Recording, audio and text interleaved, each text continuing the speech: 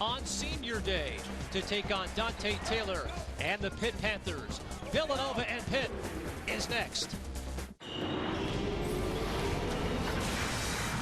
Welcome to Big East basketball, presented by PNC Bank. Inside the Pete, a pivotal game for both teams. The 18-11 Villanova Wildcats versus the 22-7 Pitt Panthers. Hi everybody, Kevin Connors, John Celestin, delighted to be with you. Major news this week with the ESPN report regarding the Catholic Seven, that they will reportedly form their own conference, retain the Big East name. We're going to have much more on that throughout the broadcast. But first, John, this is a major game today. What's at stake in this one? Well, a huge game for Villanova. They're still trying to cement themselves in the NCAA tournament. They have this game against a ranked team. They also have to play against Georgetown, so a win would be great for them. And for Pittsburgh, it's Senior Day. You want to really play well and sing your seniors out with a bang. Pitt currently owns the tiebreak. They would have the double bye if the season ended today. A look at Joe Lunardi's bracketology. Villanova, one of the last four in. So again, underscoring the importance of this game. John, in our one-on-one today, a pair of double-double threats. And first, we're going to start with Javon Pinkston from Villanova. He's an inside-out threat, leads Villanova in scoring, although he comes off the bench, a matchup problem. And on the other side, Dante Taylor, a senior. He gets it done defensively. He also is a great rebounder. A major storyline in this one, this was seen moments ago. Steven Adams twisted his left ankle in practice yesterday. He will not start. It's questionable that he'll play. As John mentioned, Dante Taylor will get the start. How does that impact the Panthers? Well, Steven Adams is fifth in offensive rebounds, fourth in blocks, but Taylor has been around the block. He's a senior, and he's experienced. A crucial game for both of these teams, the Pitt Panthers and the Villanova Wildcats. When we come back, the starting lineup and the opening tip.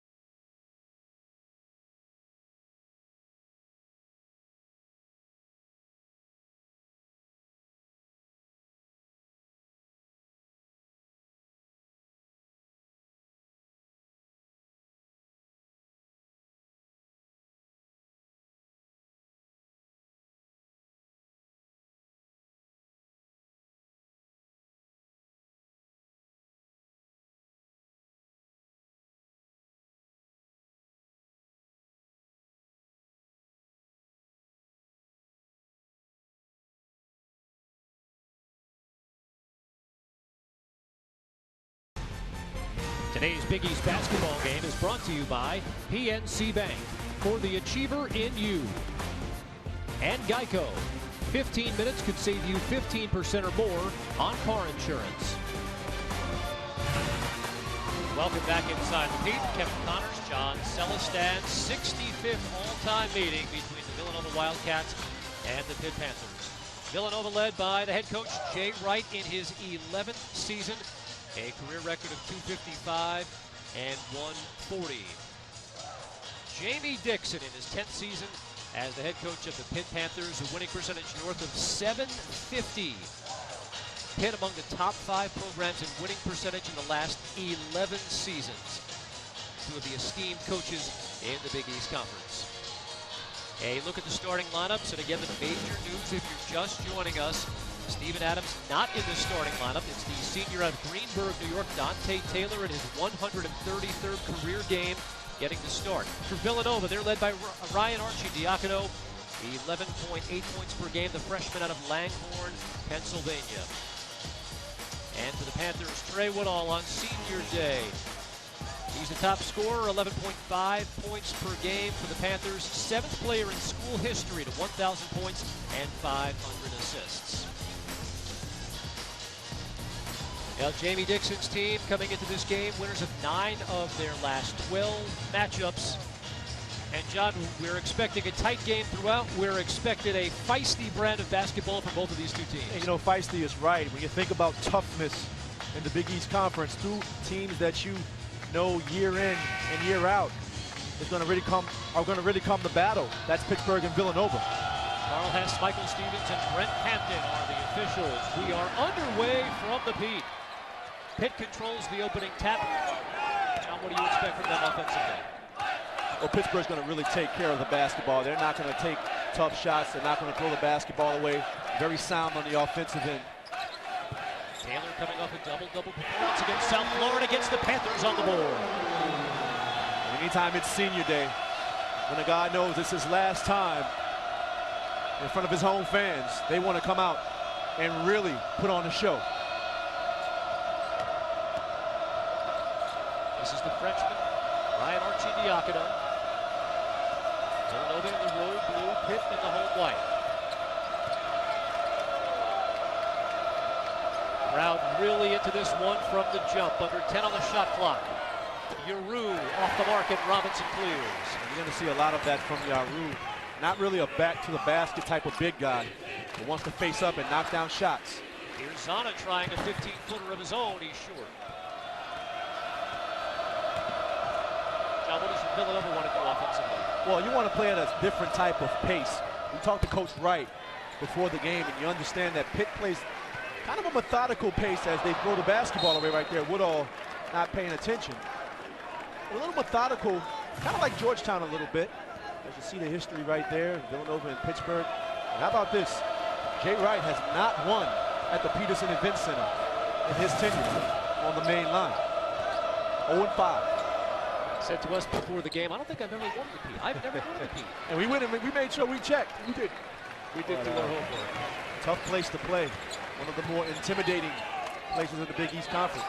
The fans are here early before the game. They do their homework. Know little tidbits about you. Patterson tries the three. As I'm sure you found out over the years in your visits here to Pittsburgh. Yeah. Even at the old Fitzgerald Fieldhouse. And they'll call a blocking foul on Dante Taylor, his first. That's the thing that Pinkston can do. He's strong, so it's tough to guard him with a perimeter guy. And he's quicker, so when you put the big guys on him, he can go to the basket. So he's a matchup problem in the Big East Conference.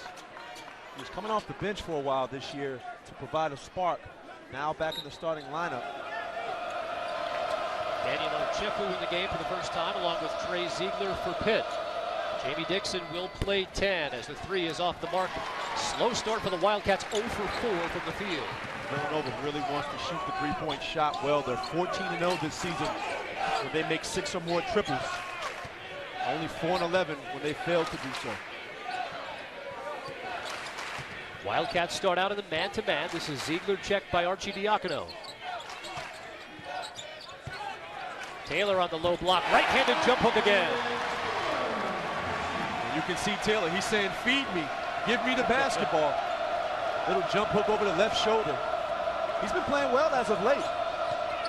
Had a very nice game against South Florida as Arcidiacono is too strong. It'll be last touch by Lamar Patterson. Speaking about Dante Taylor and his numbers, last game 12 points and 10 rebounds versus USF. Watch him right here. He'll post up. Watch the little jump hook. And then as he runs back, he's going to say, hey, feed me. He's giving that motion. He wants to rock. Ochefu draws the double team trap right in front of the Pitt bench. And they'll say a bit too much contact. And if that's on Dante Taylor, that may be number 2. And not a good foul. Right here, you have Ochefu in no man's land. You don't want to reach in. Has nowhere to go. The perfect trap. And then you get the little tic-tac.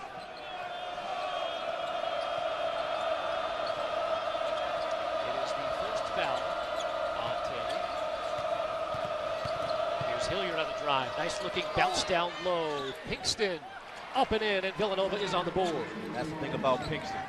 He has great footwork, body control. He's not a leaper, but he understands how to use that body. Very strong. John, you talked about senior day for the home team. What's it like for the road team coming to play inside a hostile environment on senior day? Well, you try to block it out. You try to look at it as business as usual, but you also have to be cognizant that the other team's going to have more energy, especially if there are seniors in the lineup. So you have to come ready to play. And as you see the little bounce pass right there, I think he might have got away with a little dragging of the pivot. May have. Hey, the ref doesn't call it. You play on. Play on. First foul called on Archie Diacono as Taylor heads to the bench. This is Trey Woodall. Final game here in a Pitt uniform in front of the home fans. You saw Trey Woodall before the game, a little bit emotional. I remember my senior day at Villanova. We played St. John's, Ron Artest, Eric Barkley. Got the victory on national television. Used that energy for the crowd. Woodall misfires on the three.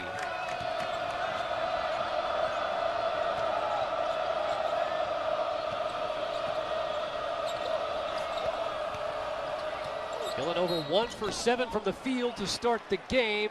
Archie Diacono misfires, but he'll head to the free throw line. That's the thing about Archie Diacono. Has been forced into lots of minutes this year as a freshman. With Malik Waynes declaring for the NBA draft and some transfers. Tyrone Johnson left Villanova. Archie Diacono was inserted right into the starting lineup and has had some growing pains, but I think he's performed well for a freshman. He's not super quick, not super athletic, just gets the job done. He has had some explosive scoring games this season, at a season-high 32 in the win over St. John's back in January, 25 in victories over Marshall, and the game against UConn as well, as Archie Diacono heads to the bench.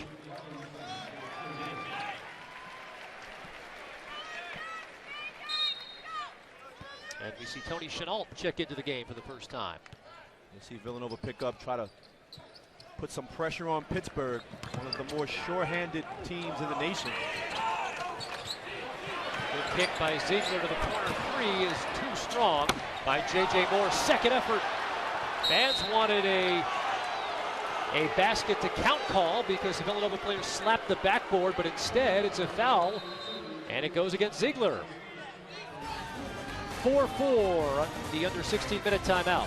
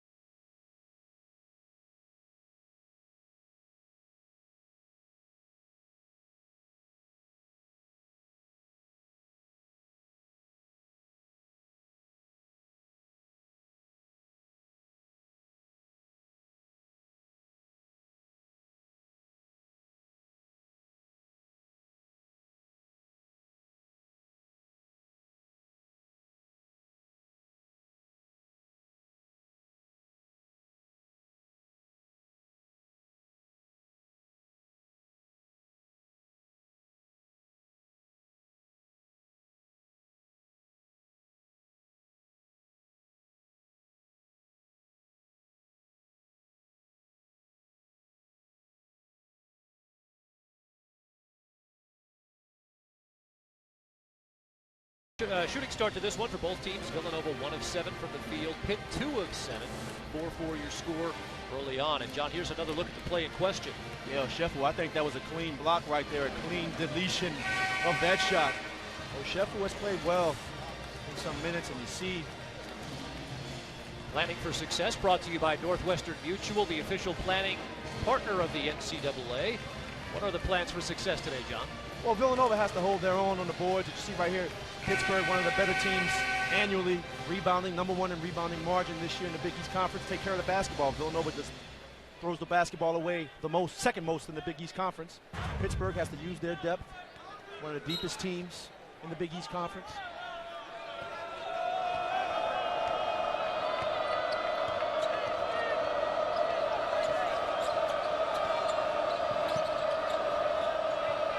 This is James Bell, top scorer for the Cats. Double team along the baseline. Good ball activity, and a three on its way is a bit too short by Darren Hilliard.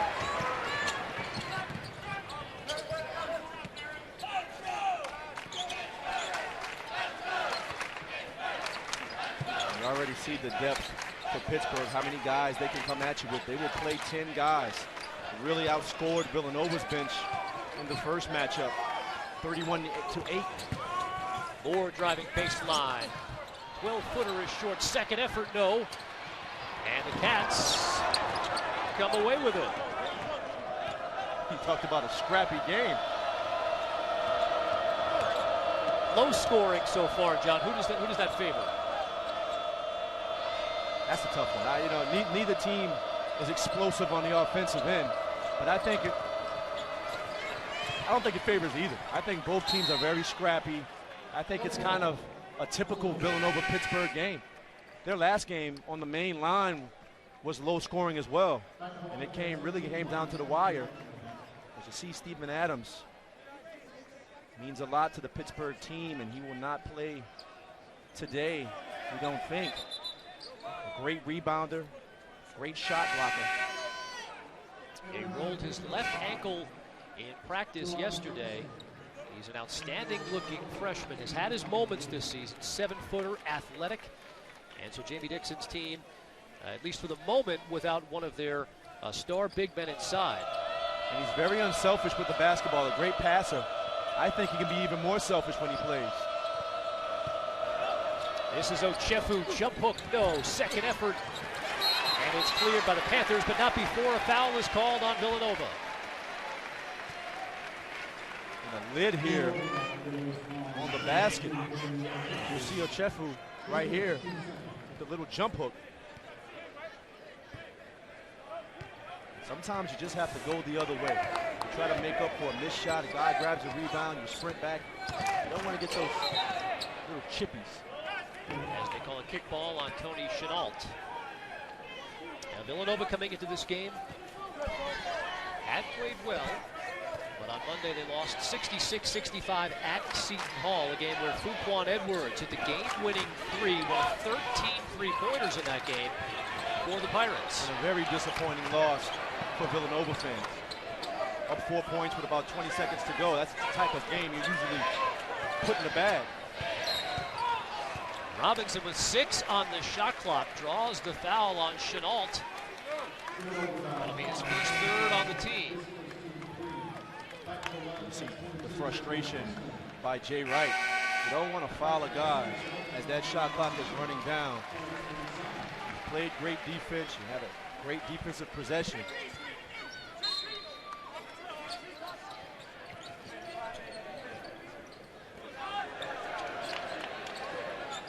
Low scoring one, 6 minutes into this one inside the Peterson Event Center.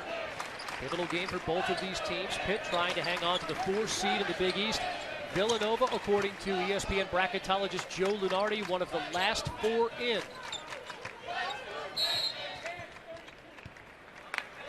And again, contact away from the basketball. And again, Jay Wright, none too happy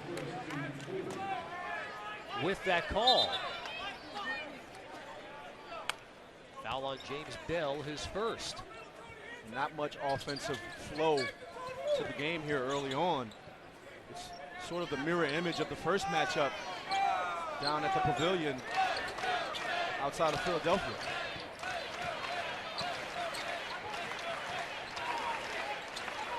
John, where does Pitt find offense here now that they're struggling offensively? Well, in this group, maybe you want to look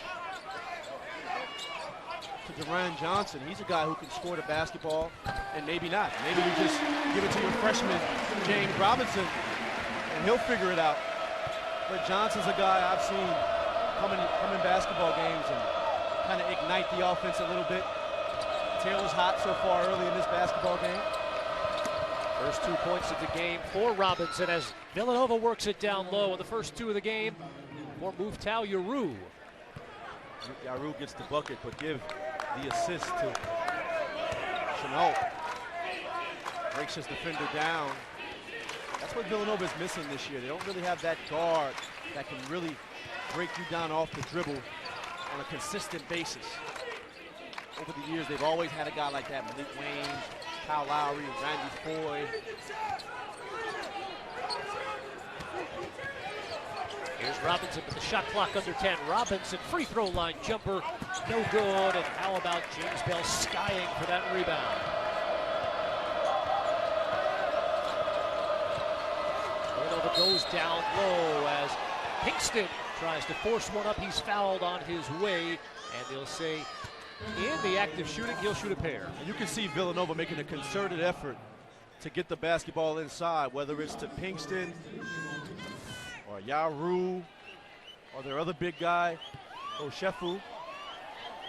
They're really trying to get that basketball into the painted area. Javon Pinkston, the redshirt sophomore out of Brooklyn, New York, gets to the free throw line frequently, averages almost 7 free throws per game. He was 9 of 11 Monday in the loss at Seton Hall. He does a great job when he gets inside, taking his time, coming to a jump stop, using shot fakes to get guys up in the air. First lead of the game for Villanova at 8-6.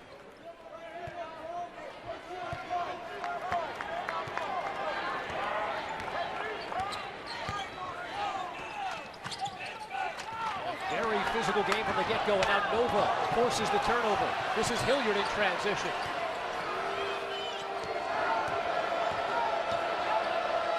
Archie Diacono thought about a three.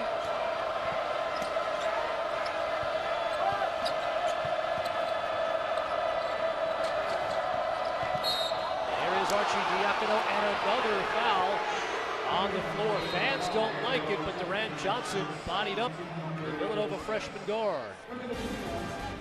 Slow offensive start to this one. The Cats lead it by 2.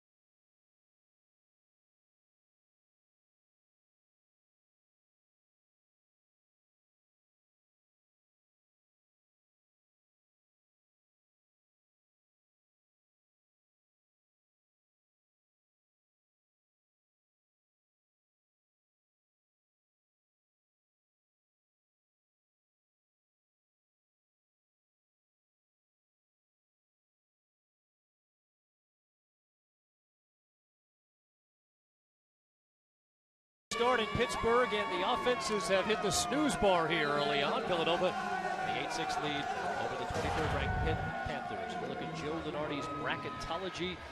John, so much for this being a down year for the Big East Conference. According to Joe, 8 schools right now would get into the tournament if it started today.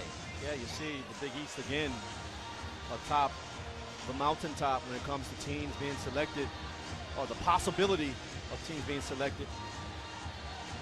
And one of them possibly could be a #1 seed. You see the Hoyas. I've seen them a few times this year in person. They are outstanding. John Thompson III has done a tremendous job for the boys from D.C. The hottest team in the Big East. Winners of 9 in a row as Archie Diacono puts it on the floor. Off the dribble, he's short, and again cleared by Taylor.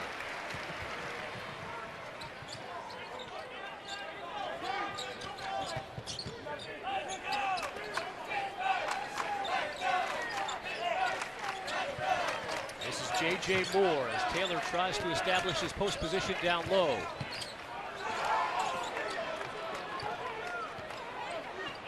Villanova stays in that man-to-man trapping defense. Under 10 on the shot clock. Patterson off the dribble. He'll be called for the offensive foul. And what a play by Pinkston to hold his ground. Villanova, always one of the better defensive teams in the Big East Conference. Look at Pinkston. Perfect position. Already on the help side. This has been a very tightly officiated game so far, John. Yeah, I thought this was the Big East Conference. I mean, a lot of little touch fouls have been called. As Chenal turns it over. First turnover of the game for Villanova. Baseline jumper by Patterson is in. Patterson, a guy who's a decent shooter from the three-point line. He's been up and down this year. He's had games where he's really looked good. 19 points against Marquette, but then he comes back and follows it up against Notre Dame with only 2 points. But he splashes that one right there. Top scorer for the Pitt Panthers in Big East play at over 11 points per game. Well, we talked about Joe Lenardi's bracketology. Let's look at his last 4 in and his first 4 out. And again, John, we mentioned it off the top. If the season ended today, Villanova would just sneak in. Which is why Villanova has to win this game today against a ranked team, which would give them another signature win. They've had some great wins against Louisville, against Syracuse. They beat Marquette, but they always have had those tough losses. Seton Hall loss was a very bad loss. A Columbia loss earlier in the season.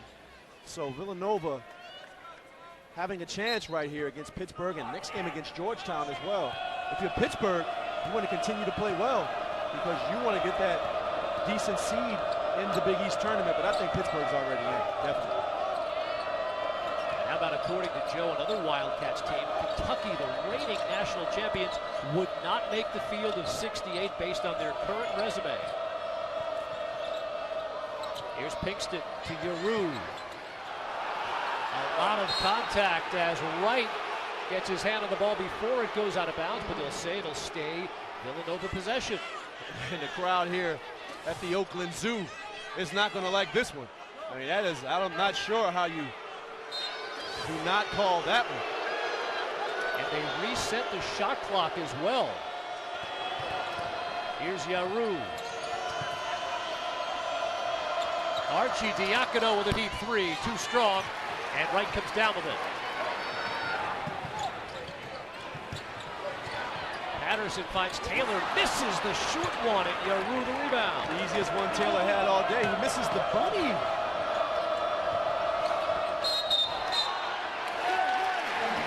And it's Pinkston called for the traveling violation. And look at Jay Wright. And on the defensive end, watch Pittsburgh. They're going to bring the double team immediately on the catch. They're not waiting for the bounce. They did this in the first matchup, and Villanova did not handle it well. Nice, Julie. Pittsburgh doing a great job again today. As soon as that ball goes in the post, somebody is coming.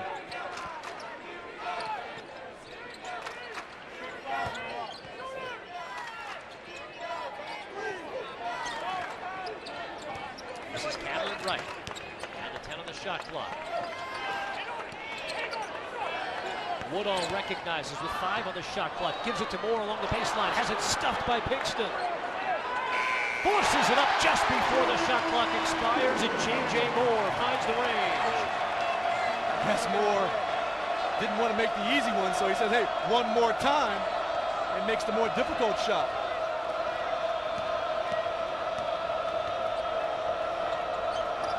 4 different Panthers have scored. Pitt back in front 10-8.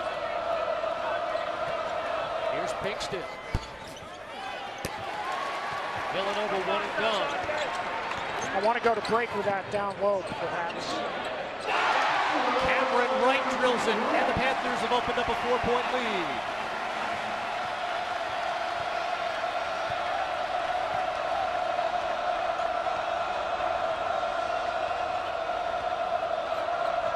The Oakland Zoo really into this one. 6-0 run for Pitt.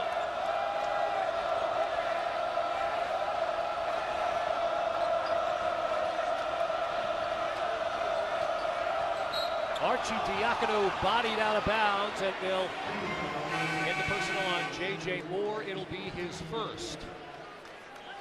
Archie Diacono has done a great job drawing some contact when the bigs come out the hedge. Some people may look at it as a flop, but he's getting away with it. He's coming off that pick and roll and jerking ahead. He's getting the call.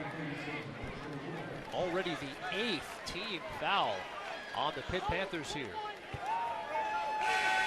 Diacono thrust it into a starting position at Villanova out of the Chamonix, PA.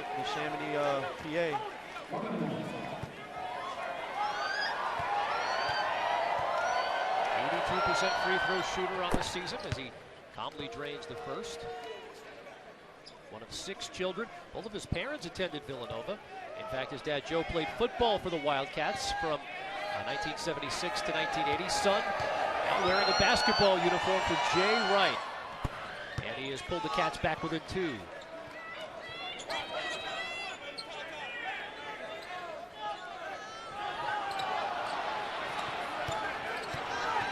And now Villanova picking up with the 3/4 court pressure, John. Villanova again trying to make this tempo a little quicker.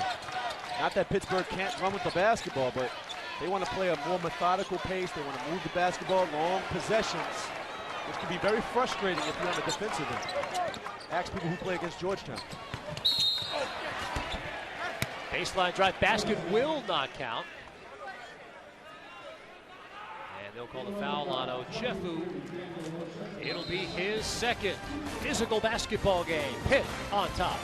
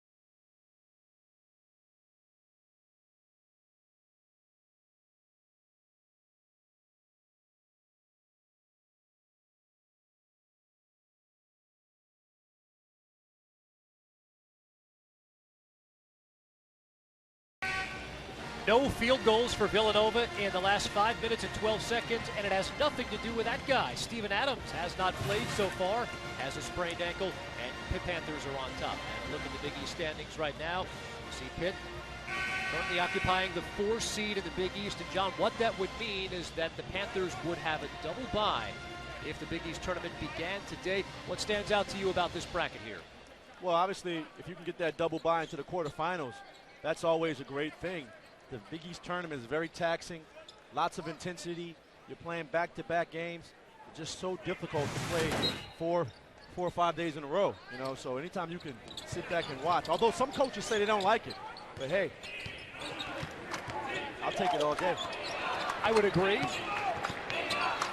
Although UConn was able to run the table just a few years ago with the outstanding season of the senior Kemba Walker, winning 5 games in 5 days and then making a run, parlaying that Big East championship to a national championship. Sensational run, but you don't want to bank on those type of performances year in and year out. And that was unseen. Here's Patterson into the paint, and Pitt opens up a 4-point lead.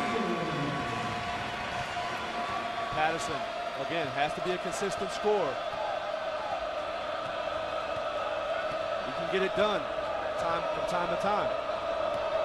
Archie Diacono behind a screen, and he drills a 3. First 3 of the game for Archie Diacono.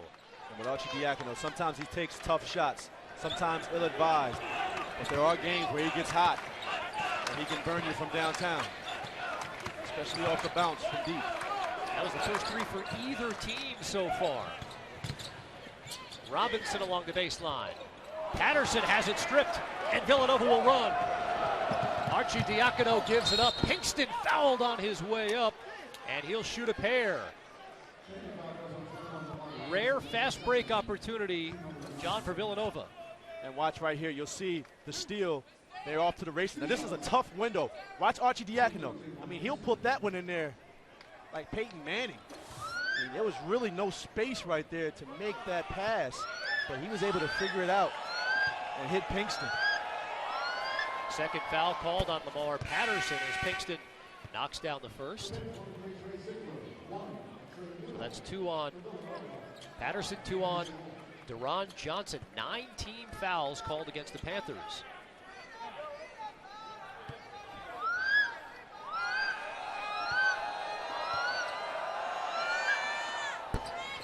First missed free throw of the game for Villanova, as Pinkston goes 1 for 2, and we're tied again at 14.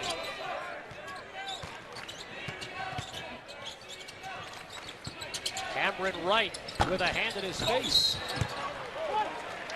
Whistle, and they'll say a foul called on Pinkston. These two teams, with the physical nature of play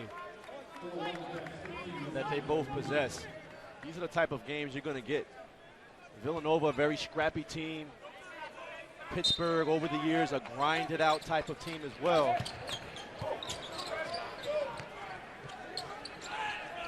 Sixteen fouls on Villanova, so Pitt will be in the bonus. Good feed by Woodall down low. Taylor was fouled going up, and he'll shoot a pair.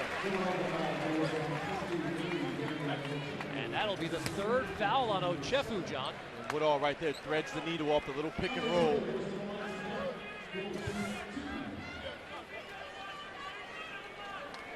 It's not good for Villanova. Ochefu, with his 3rd foul, takes one of your bigs to the bench. With the size and the ferocity that Pittsburgh has down low, that can come back to haunt you. And Pinkston back into the game for Ochefu, who we have likely seen for the last time here in this first half.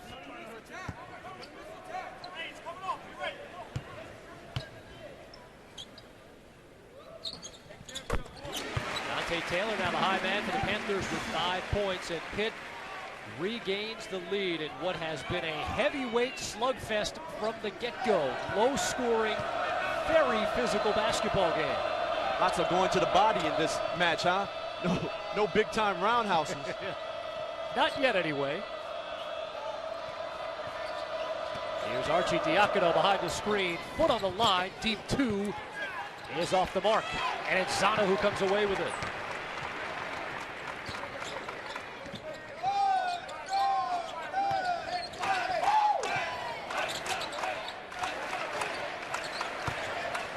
Go down low, jump hook again by Taylor, too strong. Shot clock did not reset, so it's down to 15.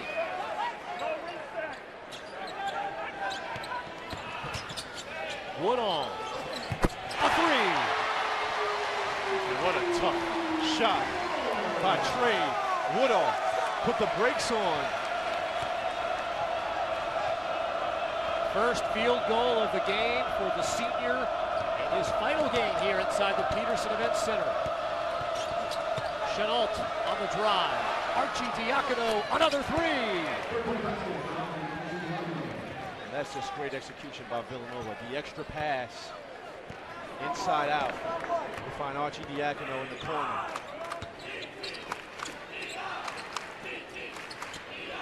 Villanova just 4 of 16 from the field, but Archie Diacono with a pair of three-pointers keeping the Cats close, down by just one. It'll stay Pitt basketball, but the officials will now talk this one over. I'm not sure that that one was deflected. And in fact, the officials get together and they say, no, it was an unforced turnover there by Pitt. And you saw Chenault, he was livid about that. Nobody really deflected the basketball. The refs get it right, which is what you want to see.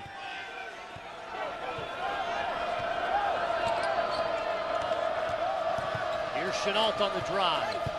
Pinkston working on Zana. Good looking move down low, and Villanova takes a 1-point lead. And again, we spoke about Pinkston's footwork. And he did a great job keeping his pivot foot and was able to kind of circle around for that layup. First, we're going to have the three, the great pass out. And then watch the pivot foot right here. Starts off the pick and roll. Watch the little post up. He'll pivot, he'll keep that pivot foot, and he'll swing it through for the layup.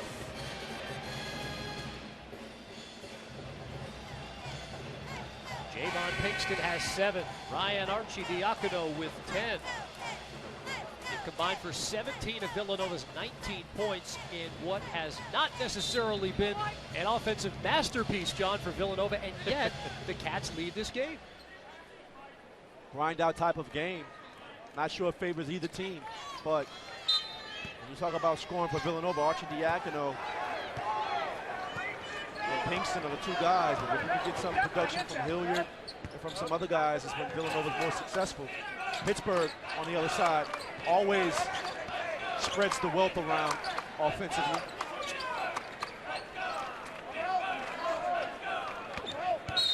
Here's Woodall being tightly watched by Chenault and a bit too tight. Body foul called on Tony Chenault. It'll be his second, 8th team foul, and so it will send Trey Woodall to the line to shoot 1-on-1. And although Trey Woodall just hit a three-point shot a few plays back, he's been pretty quiet here in this first half.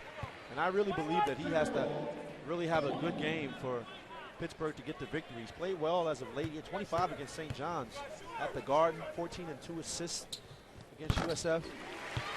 He sets the table, but he can score the basketball. And sometimes Pitt needs him to be aggressive offensively.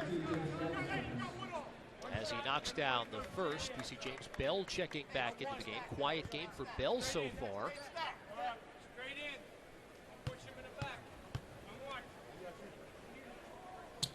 As the redshirt senior drills a pair to put Pitt back in front.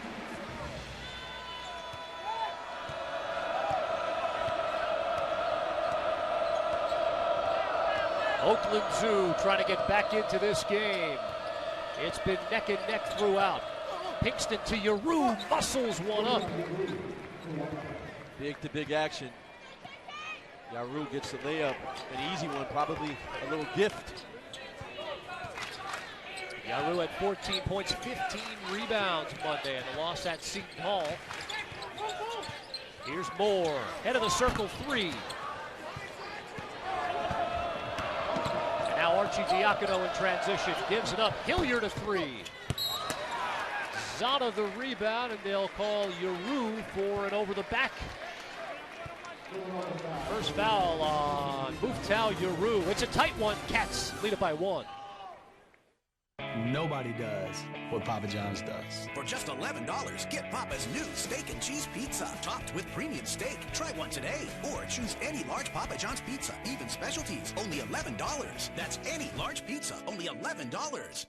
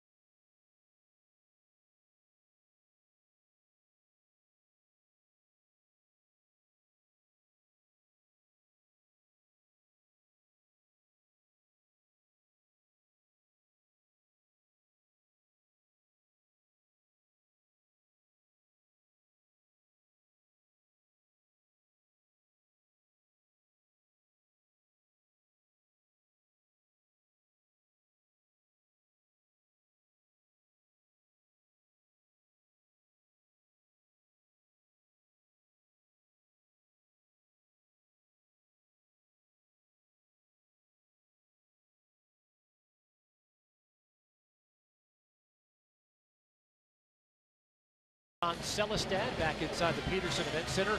Villanova the 21-20 lead on the Pitt Panthers. Let's take a look at our Big East leaders, brought to you by PNC Bank for the achiever in you. And how about two guards for the Pitt Panthers, John, that take care of the basketball? Starts with the guard play, starts in the backcourt. And you see Robinson and Woodall, two of the most secure in the Big East Conference. And Pittsburgh is second in the nation in assist to turnover ratio.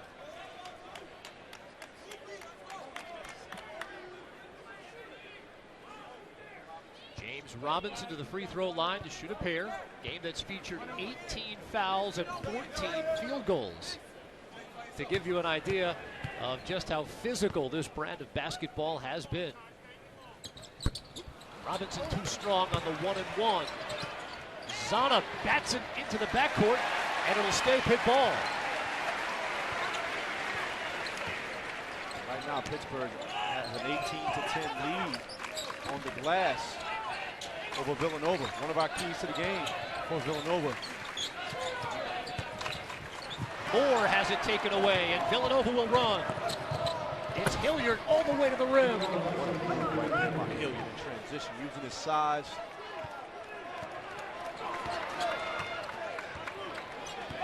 This Peterson Event Center, quiet as a church mouse right now. Here's Trey Woodall trying to get them on their feet.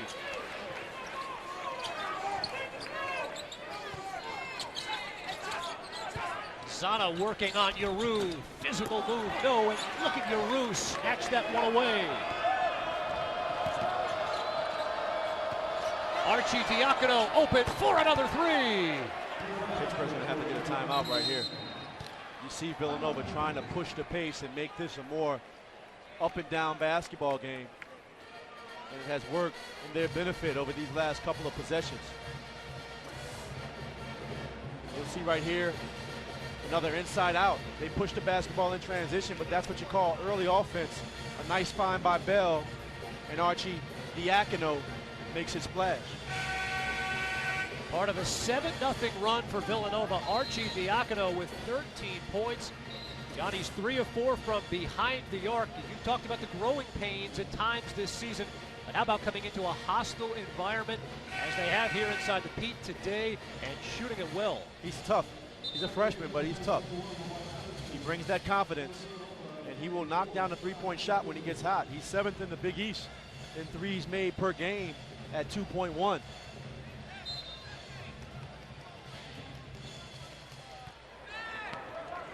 does Pitt get into a rhythm offensively? They really haven't had a rhythm offensively in this one. Well, I think they have to continue to attack the glass. They have to dominate Villanova in that fashion. That's been their bread and butter over the years. Woodall is short, and Yaru another rebound. Archie Diacono throws it up. And they tried for the fantastic play, but instead they turn it over. Ill-advised pass right there. Bell really had no real estate, nowhere to run.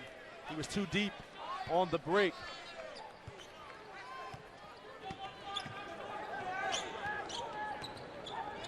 It's been over 3 minutes since Pitt has last connected on a field goal.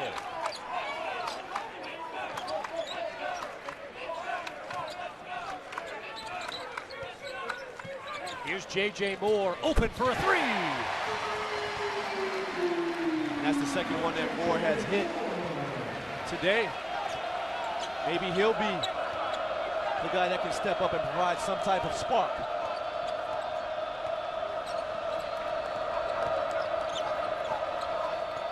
Three-point Villanova lead as Yaru and Yakubu not on the same page. Fourth turnover for Jay Wright's team.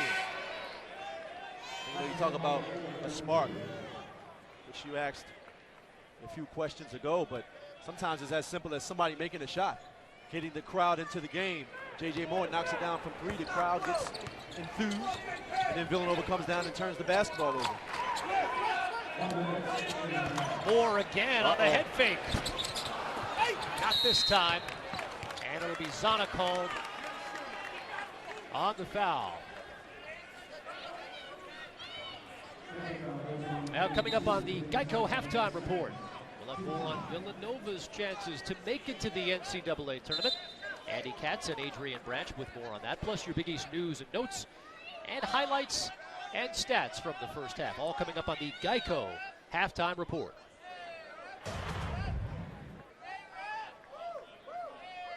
Darren Hilliard to the line. He'll shoot two.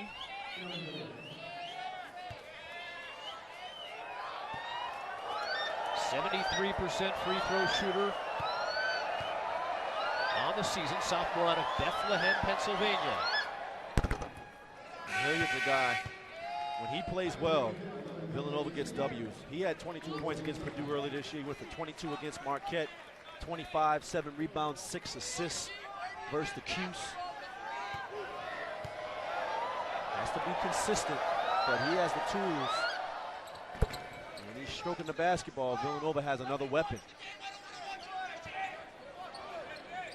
Lead is back up to 5 for the Wildcats.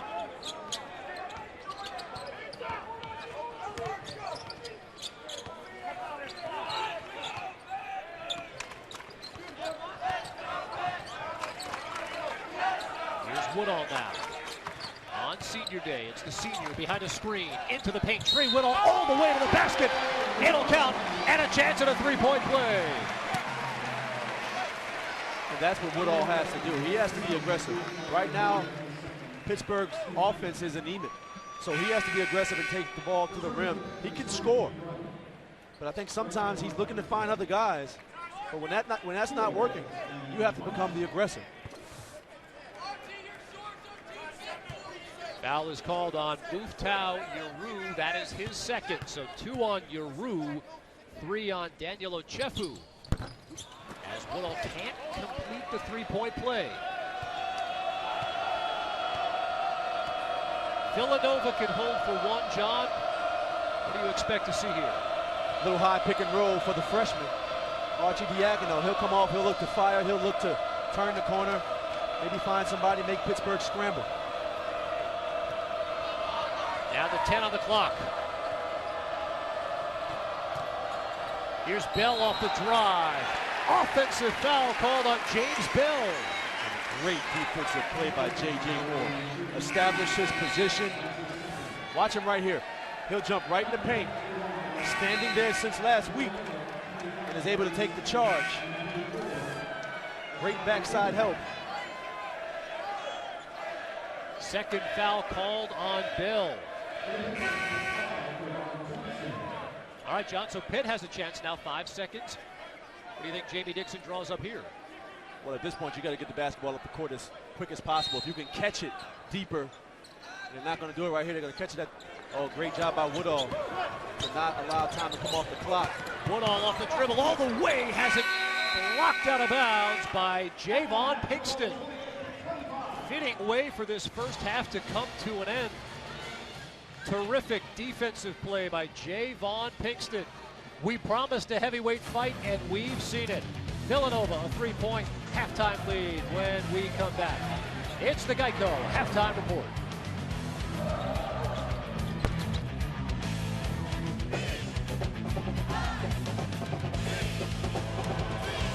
Saving a few bucks. Same here. Wendy's. Saving doesn't mean settling. Going in. Introducing Wendy's new right price, right size menu. Loaded with big tastes you can't get anywhere else. Starting at 99 cents. Now that's better. Arizona UCLA, Blake Griffin and DeAndre Jordan at the game, known for some big-time dunks and watching some. Norman Powell, inspired by the Clippers in the audience, posterizing Jordan Mays. Mays gets over a tad too late, and Powell makes him pay. And Griffin and Jordan enjoying themselves. Yeah, he just did that to him. I did that the other day. Later, Larry Drew guard Mark Lyons, nice crossover, drive, and lay in. And talking a little bit of trash to Drew after the play. Yo, see what I did to you? Your ankles hurt, kid? Your ankles hurting, right? I know they are. Minutes later, Lions in transition. Drew gonna get the steal, going down court, gets the assist to Kyle Anderson. Here we go, stealing. Kyle, take it. Lay in and a foul. And Lions slams the floor. Drew clapping right in the face of Lions as he walks by. See, that's not nice. And he stuck his tongue out, too. Second half, under 20 seconds left. Zoned down 14 at one point, down 3 here. Drew guarding Lions, and he's going to miss the shot. Shabazz Muhammad gets the rebound, and UCLA, whew, that was close. He almost got messed up. Takes it 74-69.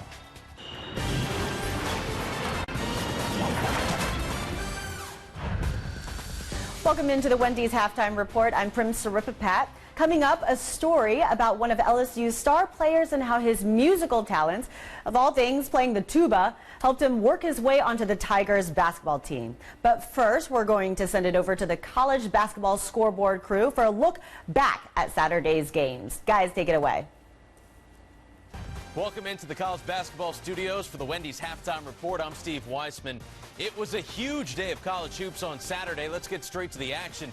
Duke and Miami, the rematch. Of course, the Hurricanes won by 27 points in Coral Gables. This one in Cameron Indoor.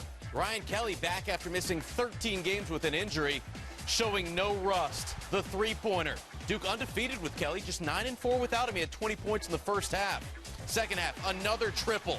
Ryan Kelly, a career-high 36 points. Just over a minute to go, Miami down 6. Trey McKinney-Jones, 3 of his 12. It's a three-point game. Still a three-point game. 10 seconds on the clock. Shane Larkin had 25. He needed a couple more. One more chance for the Canes. They get it out to Ryan Brown. No, sir. Duke wins a thriller, 79-76. They improved to 4-0 against top 5 teams this season. How about Indiana? #1, but will they be #1 next week? Taking on Iowa at home. First half, up 1. Yogi Ferrell, Cody Zeller. Later in the half, up 7. The big handsome doing more work. Knocks the ball loose, and when the big fella works, you got to get back to him. Indiana up 9. Now up 11 in transition. Victor Oladipo. Great defensive effort. Indiana up at the break. Second half, Sheehy, Zeller. He had 22 and 10 boards. Indiana rolls. They are 17-1 at home. Gonzaga could be the new #1 next week. It is senior day, ranked 2nd for now, taking on Portland early first half. Kevin Pangos up to Elias Harris. Grew up in Germany, doing work, 20 points, 9 boards. Later, Zags up 23. David Stockton, yeah, that Stockton, to Kelly Olynyk. He had 15-11, first double-double in the last 15 games for him. And in the second half, Gary Bell Jr. Zags get their 10th win by at least 25 points this year. The Bulldogs perfect 16-0 in West Coast Conference play. Billy Donovan and the 8th-ranked Gators hosting Alabama. Pick this one up in the second half. Gators down 4. They got some great guards. Scotty Wilbekin, plus the foul. He would make the free throw. It's a one-point ball game. Later, Gators up 3. Now, a lot of talk about the return of Will You Get and Michael Frazier. Other guys stepping up. Patrick Young and Casey Prather. Prather had 10 points, 9 rebounds. Florida improving to 9-0 at home against Bama under Billy Donovan. To the Big East we go. Rick Pitino, 10th-ranked Louisville, taking on number 12 Syracuse. 3 minutes left in the second half. Cuse down 1. Brandon Trish finds C.J. Fair. Orange looking to snap a 2-game losing streak. They're up 1. Next possession for Louisville. Luke Hancock on the drive. He gets called for the offensive foul. Rick Pitino not happy at all. Said it bothered me, but it didn't bother the players. Coat came off, and game was on after that. Tied up at 48. Russ Smith, he had 18 points. Big-time assist, though. Hancock, 4 of 5 from 3. Called it a tournament atmosphere. Louisville on top. Cuse down 3. Michael Carter-Williams, no, sir. Syracuse, 3rd straight loss. They're 4-6 after starting the season 18-1. Well, coming into this game, Kentucky won of Joe Lunardi's last 4 in. Second half, Arkansas, though, up 9. Marshawn Powell doing work down low. And the Hogs would keep balling. Hunter Mickelson comes up with it on the other end. Kentucky has now dropped to the first 4 out for Joe Lunardi as Arkansas wins by 13. Meanwhile, a fantastic finish between K-State and Baylor. Rodney Magruder for 3 and the win. K-State remains tied with Kansas atop the Big 12. Magruder, 1 of 5 from 3. The 1 is all that mattered. How about Creighton and Wichita State? That means Doug McDermott, Player of the Year candidate. He was huge in this one. Early second half, big fella can shoot the 3. Tons of range. Later in the half, Creighton up 6. McDermott wide open. Another triple. He's the first player in 11 years to score 40 points without missing a 2-pointer or a free throw. Doug McDermott. They still don't find him down low. He had 41 points. Creighton wins 91-79. Massive day of college hoops on Saturday, and it will continue. Enjoy the second half of your ball game. I'm Steve Weissman. Thanks for watching the Wendy's Halftime Report. Thanks, guys. Time now for our Wendy's Wooden Award Watch Update. And today we're looking at San Diego State's Jamal Franklin. The junior guard is averaging over 17 points, 9 boards, and 3 assists per game for the Aztecs. Up next for Franklin and the Aztecs is Air Force as they look to avenge a loss to the Falcons earlier in the season. That is Wednesday night at 11:30 p.m. Eastern. Coming up next on the Wendy's Halftime Report, he went from band geek to basketball chic. It's a story about how one LSU Tiger used his musical skills to work his way onto the basketball team. It's a great story. You won't want to miss it.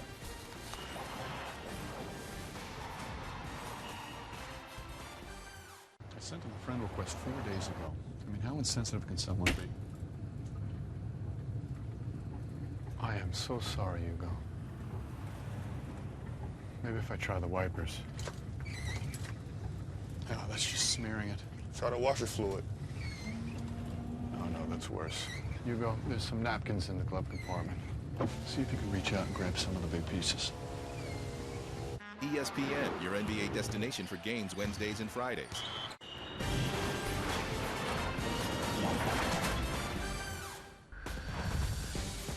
Welcome back to the Wendy's Halftime Report. In every school are the conventional cliques. You've got the preps, jocks, nerds, mean kids, etc.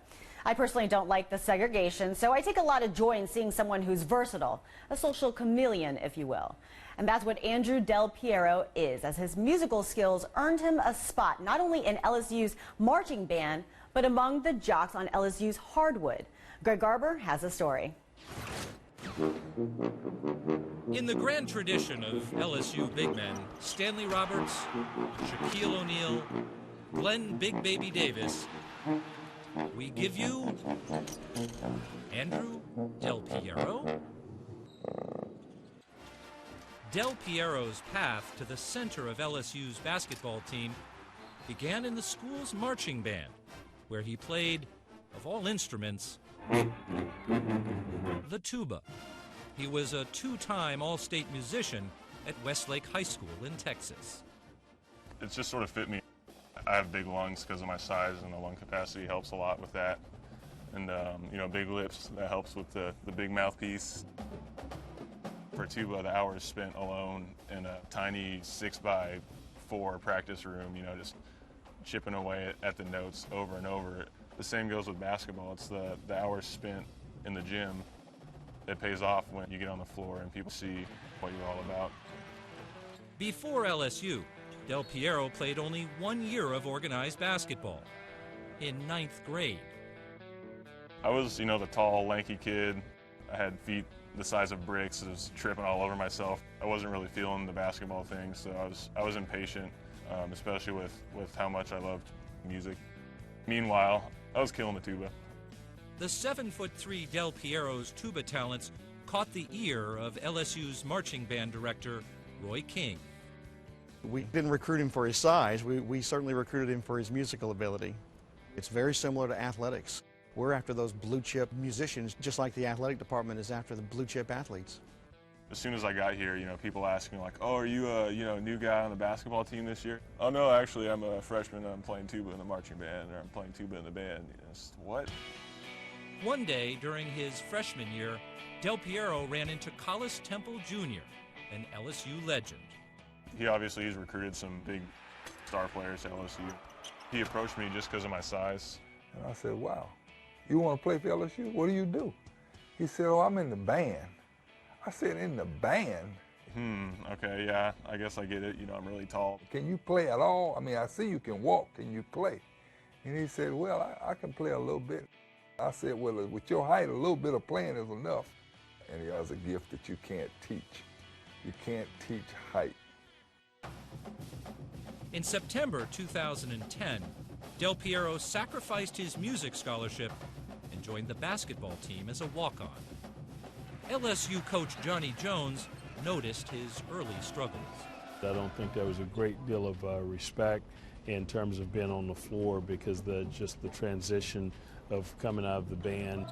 This is the whole band geek, band nerd stigma thing. They did treat me a little bit differently than, you know, all the rest of the teammates. We got in closer to October, and I saw the improvement. Del Piero running the floor. The big tuba. We bought in to what we were doing to award him and put him on scholarship at that time. If I always knew I wanted to be the guy, you know, beat my own path.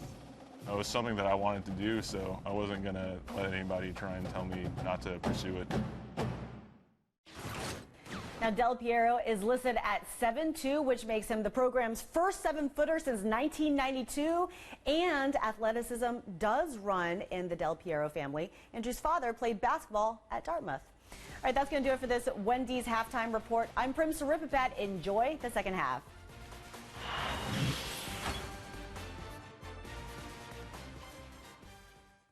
Can make that open jumper because he gets a pretty good number of those.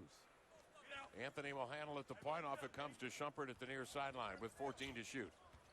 Shumpert working on Wade. Pumps it out on the point to Felton. Chest pass right side to Anthony. His cross-court pass in traffic is knocked down by Wade and out of bounds. And he's lucky Wade didn't steal it.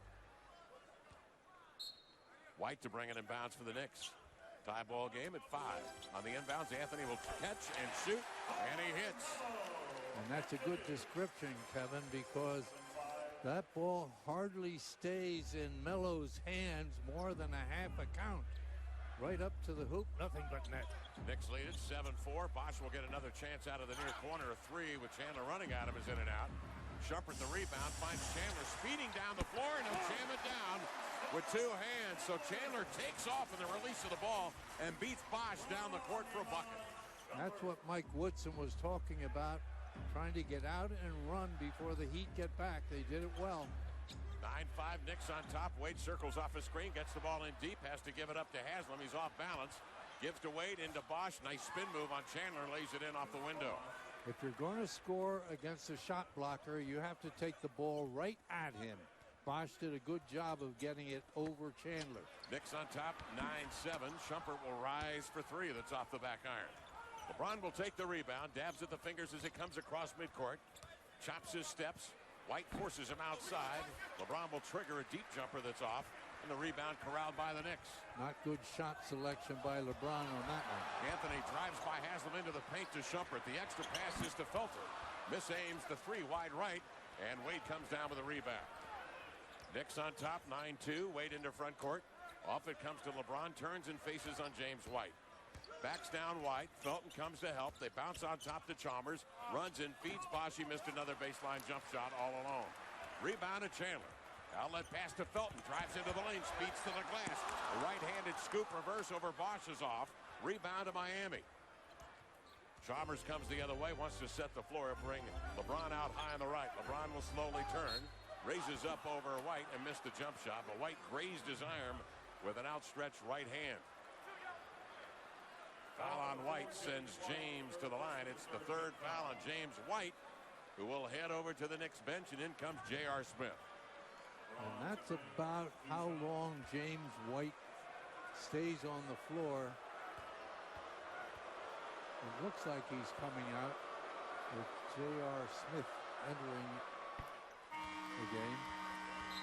LeBron at the line hits the first free throw, so White will depart after 10 minutes logged in the win against the Wizards recently, and J.R. Smith will step up. Smith, the 9-year pro. Many creative signs here by the Oakland Zoo. Villanova leading Pitt in the half, 28-25. Either team has shot the ball particularly well in the first half, John Celestin, but that's to be expected in a game like this. Yeah, these two teams really defend well. They grind it out. They rebound. So it's not going to be the most aesthetically pleasing game. How does a physical game like this impact the way you play?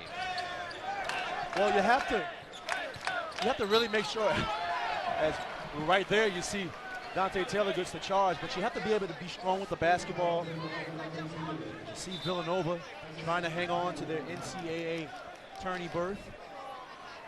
The Big Five brother Temple there as well. But in a physical game like this, you have to be strong with the basketball. You have to make sure you swing the basketball through. You're making sharp passes. You're cutting hard. You're coming off the screens. You're setting solid screens. And you're boxing out on both ends as well. 10 seconds into the second half, they already called a foul on Taylor. That's the second on him. Wild attempt on the layup by Hilliard. Shot clock does not reset, but it's Bell who knocks down his first three of the game. James answers the bell with that jumper from deep to give Villanova a 6-point lead. Pittsburgh has to find a way to generate some offense. Somebody has to be aggressive. There's a lot of contact by Bell that time, bodying Lamar Patterson out of bounds right in front of Jamie Dixon. Because of the style of offense that Pittsburgh plays, that methodical offensive style, as you see right here, the ball rotation, and James Bell is able to knock it down. But Pittsburgh, you don't want to get behind if you're Pittsburgh because of your style of play. You want to keep this game close. They have to look to get inside, but very difficult because Villanova does a great job sealing off the lane, as does Pitt usually. That was the third foul on Bell, so he checks out of the game. Tony Chenault back in, and a traveling violation called on the Pitt Panthers. Well, if you're just joining us, the major storyline in this game, no Steven Adams did not play in the first half. We don't expect him to play in the second half. He was walking with a noticeable limp after spraining his ankle in practice yesterday, and so the Panthers down one of their big men. But he does so many little things for Pittsburgh. Not just the scoring, but the rebounding, the shot blocking. They can run the offense through him. He's a great passer in the paint. Here's Pinkston driving. 12-footer too strong. Yeru the second chance.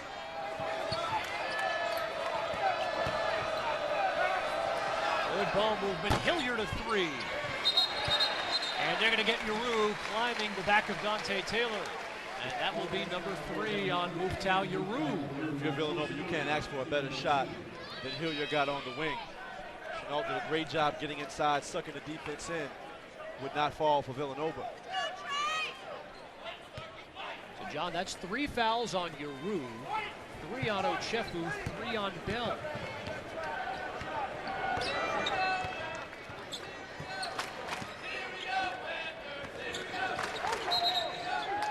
Yeah, carrying violation called on Trey Woodall. So the second turnover in as many possessions for Pitt.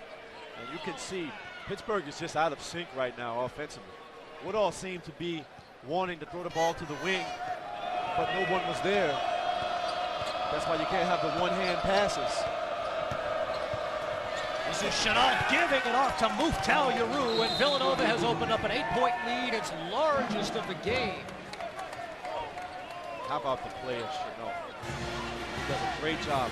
Watch him get inside, off the bounce, come to a great jump stop, and Yaru makes it count.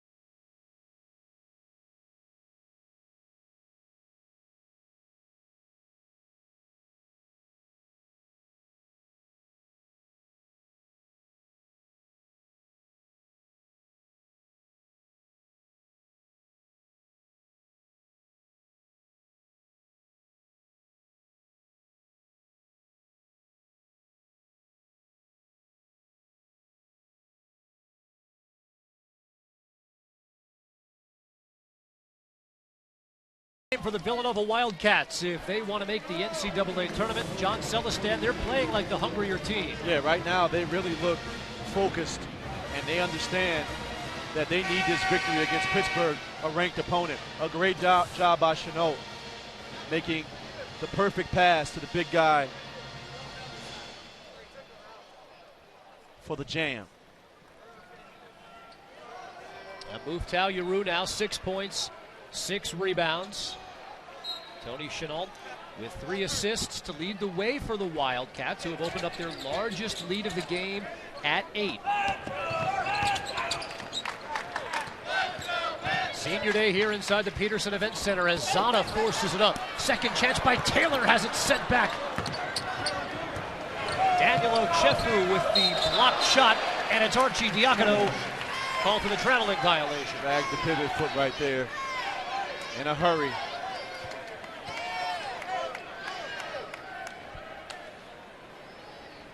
Still get a feeling from Pittsburgh that they kind of looking for somebody to step up, but really unsure of what they want to do offensively. Right now, they're being patient with the basketball, but nobody's taking any risk.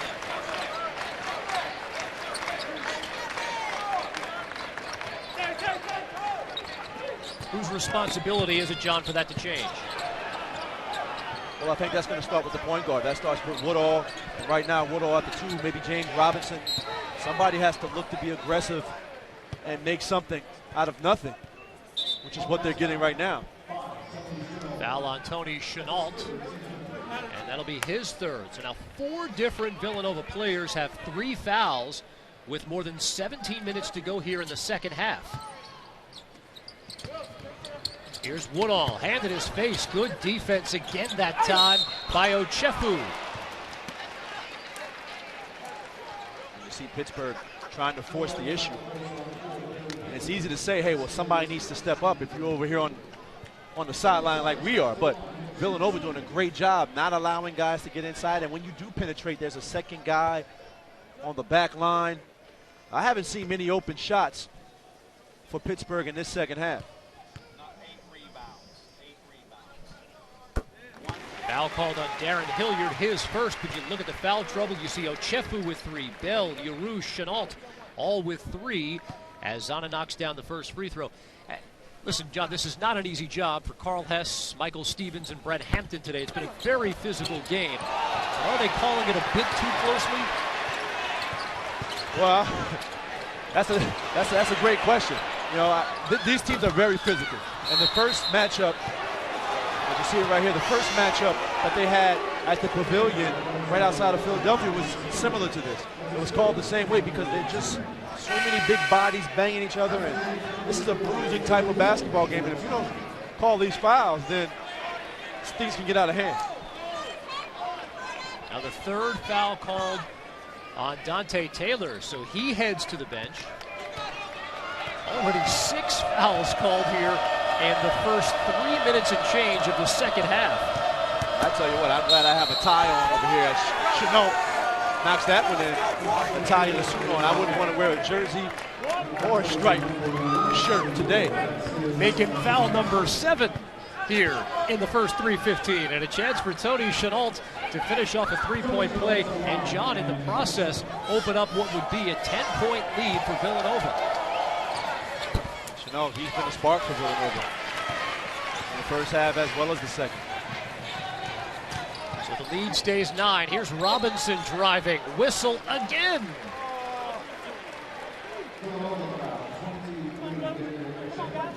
Well, one thing neither team is doing is giving up a wide open look to the basket.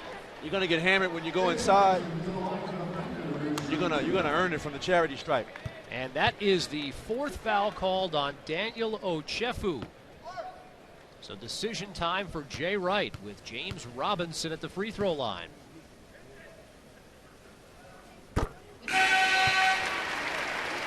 Not much of a decision. You definitely have to take him out. You need his athleticism and his activity down the stretch against this physical Pittsburgh team.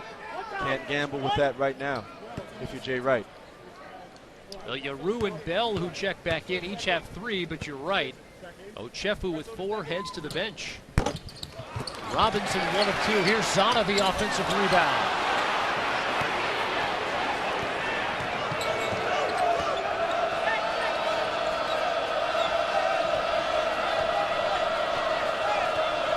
Oakland Zoo comes to its feet. Home team down by 8.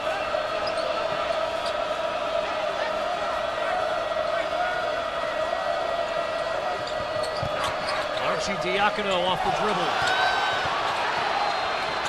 Yaru was the intended target, but Zana there to bat it away. 7 on the shot clock.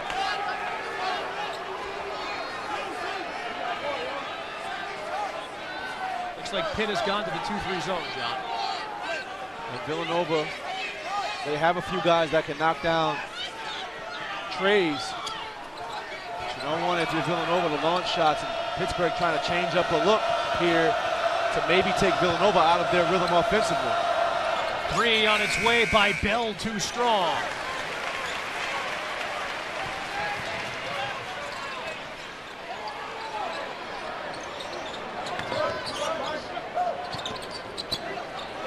Zana working on Yaru, who has 3 fouls, and Talib Zana makes it a 6-point game. That's the way Pittsburgh has to do. They have to get it on the offensive glass, pounding that basketball inside. Try to figure out a way to get this crowd back into the game.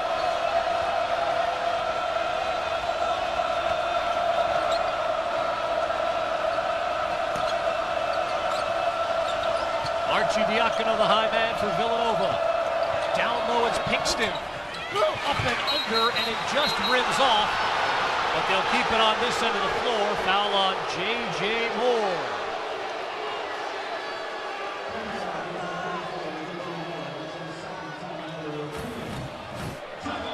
The 9th foul already here in the second half. It's been a bruising game. The Cats lead it by 6.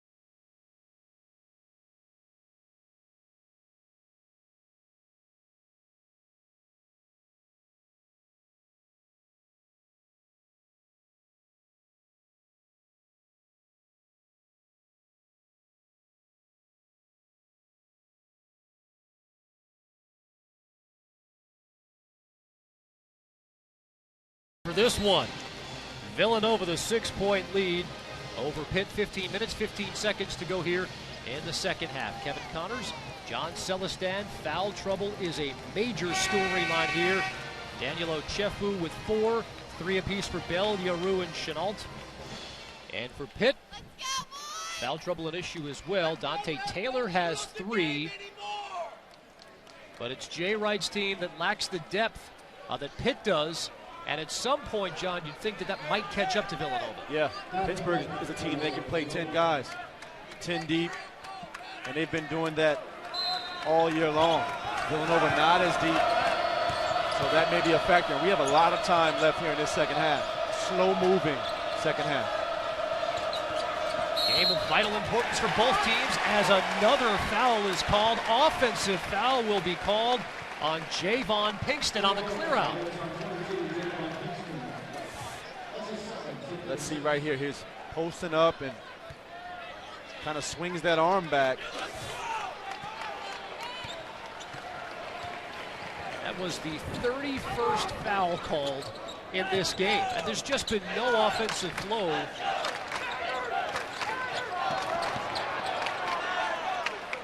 J.J. Moore gets open. First wide open look I've seen for Pittsburgh in a while right there.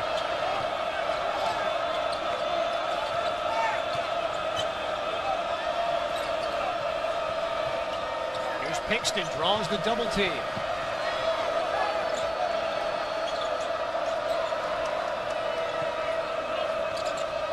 Archie Diacono now. Into the paint. Good feed for Yaru. Yaru, a lot of contact. No call that time.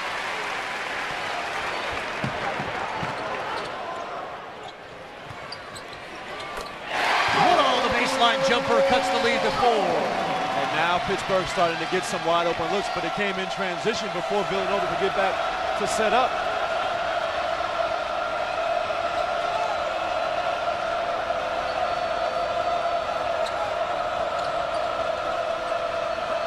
The crowd has been a factor throughout this one.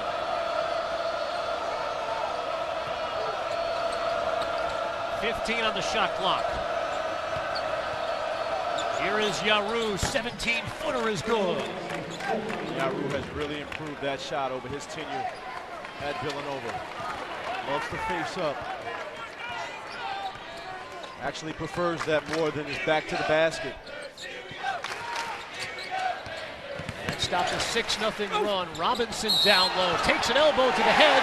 Basket will count, and a chance at a three-point play.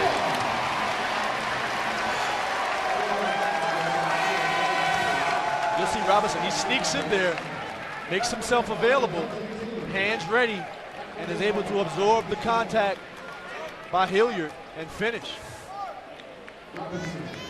Robinson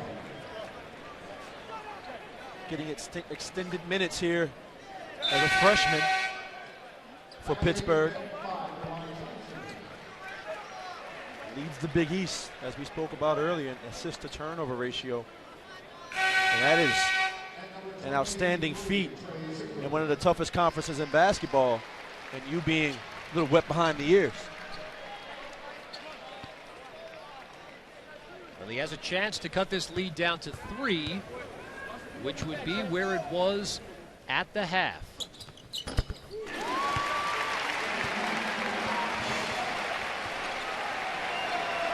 Today's game is being produced and distributed by ESPN Regional Television, Inc. Big East basketball, as you might expect it, in the month of March. A physical, defensive, tight game right now. Villanova leading by 3 as Pinkston on his way up, guess what? Is fouled by J.J. Moore. And Jay Pinkston understands that the double team is coming. So he was in a hurry. Once he touched the basketball in the post, he tried to make that move quickly before Pittsburgh was able to bring that other guy. Brooklyn, New York, Bishop Laughlin High School, excuse me. And the same high school that produced the former Villanova star Curtis Sumter. Pinkston was the New York State Player of the Year his senior year in high school. Redshirt sophomore goes 1 of 2 from the line, and so the lead is back up to 4.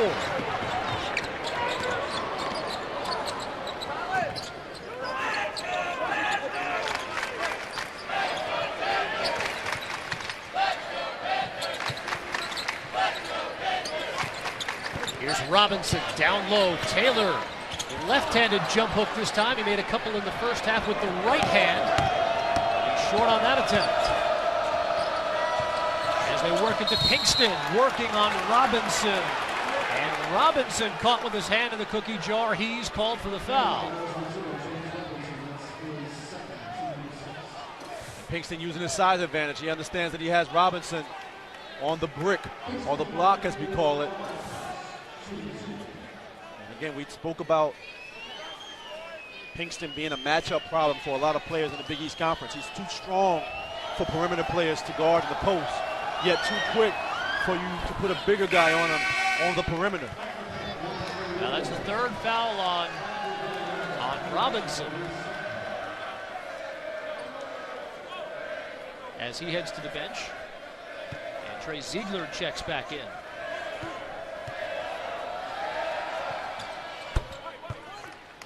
Pinkston knocks down a pair. The lead is back up to 6.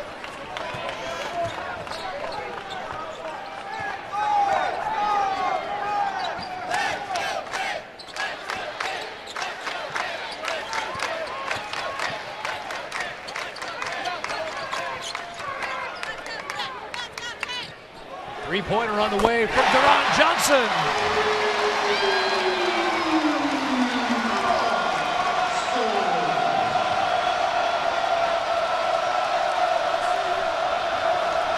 Just the 3rd 3 of the game for Pitt. The lead is 3. Here's Chenault on the drive. Blocking foul called on Moore. And the Pitt reacts.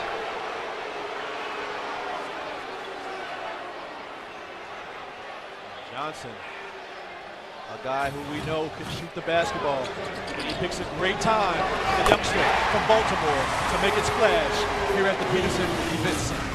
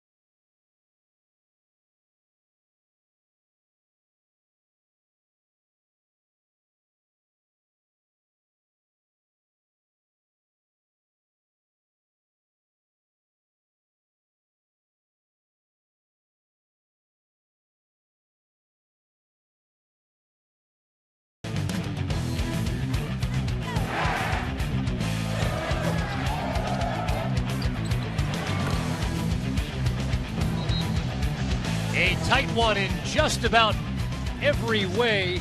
Pitt and Nova locked up in a three-point game, and John, a rare look at an open three that time from Deron Johnson. Yeah, Johnson really has shown that he can score the basketball in bunches this year. I've seen Pittsburgh a few times. And Johnson, his first basket of the basketball game, but he does a great job off the bench and has cemented himself in that lineup coming off the bench. I should correct myself. There was very little that was open about that three. It was a contested three. That's sort of exactly how this game has played out. It has been physical throughout. As Chenault knocks down the first free throw. 35 fouls called in this game, just 26 field goals. And I'm not sure that this is necessarily basketball how it was intended to be played, John. Well, you need your headgear, like you said earlier, mouthpiece, maybe some pads. Here's Woodall, caught in the air. Nice adjustment by Ziegler, and a blocking foul called on Darren Hilliard.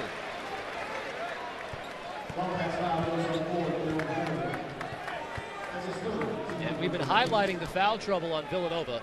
That's the third on Hilliard. Chenault has 3, Giroux has 3, James Bell has 3, Ochefu has 4.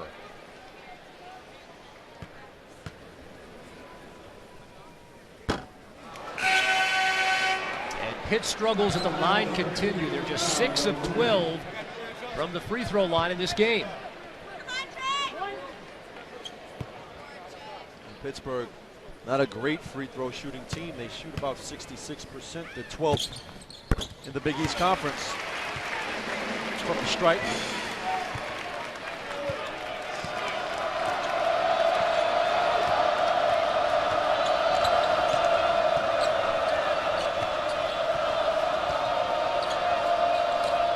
This is Hilliard, watched by Ziegler.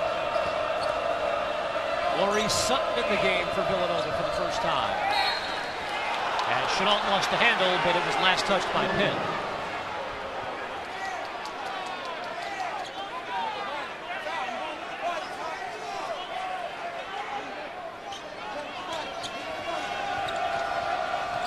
On the shot clock as Hilliard triggers the inbound, and they're going to get a foul on Lamar Patterson, and that is the 9th team foul, 3rd on Patterson, and we are going to have a procession to the free throw line in the final 11 minutes and 12 seconds of this game.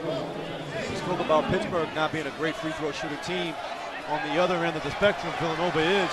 They're 3rd in the Big East. They shoot 71%. As a team. Hilliard, a 73% shooter, knocks down the first. For both teams being so physical, hedging off of pick and rolls and chucking guys as they come through the lane. Both teams trying to draw charges when defenders are beat on the perimeter. And I think a lot of that is what's adding, to a lot of these fouls. Both teams are 2 solid defensive teams. Neither team impressive offensively. Open look for 3 for Deron Johnson again. And Johnson says, "What'd you say, Celestin?" I'm going to show you how impressive I can be from deep.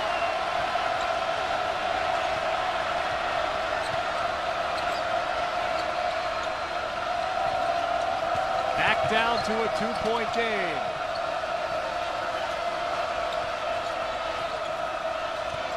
Chenault, Giroux, Zana getting too much of Hilliard as he came around the screen, and the foul called on Zana. That will be his 3rd. Now Hilliard did a great job acting on that one.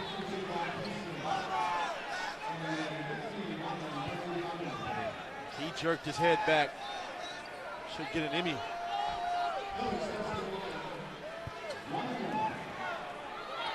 So back to the free throw line we go with Darren Hilliard. Already 4 of 4 from the line in this one.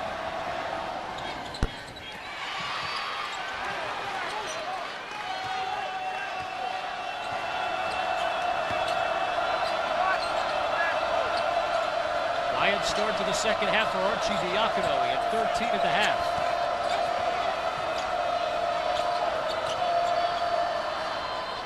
Hilliard fires up the three, wanted the contact, did not get it.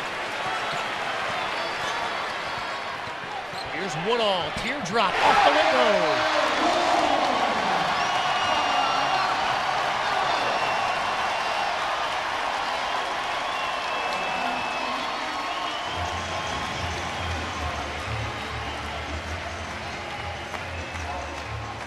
You'll see Johnson right here making it rain from deep, his second of the second half. And then Woodall, not to be denied, takes it coast to coast, and then with the little float off the glass. Sixth tie of this game. There have been 5 lead changes in this one. And you can bet the last 10 minutes are going to resemble the first 30. 43-43 your score on Senior Day here inside the Peterson Event Center. Kevin Connors, John Celesstand, our entire Big East Network crew with you. Pitt Panthers have won 9 of 12. Villanova in desperate need of a victory to help their NCAA tournament hopes.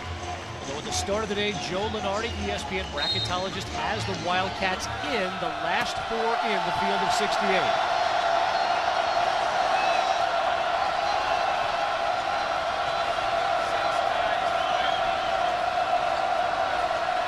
Archie Diacono draws the double team.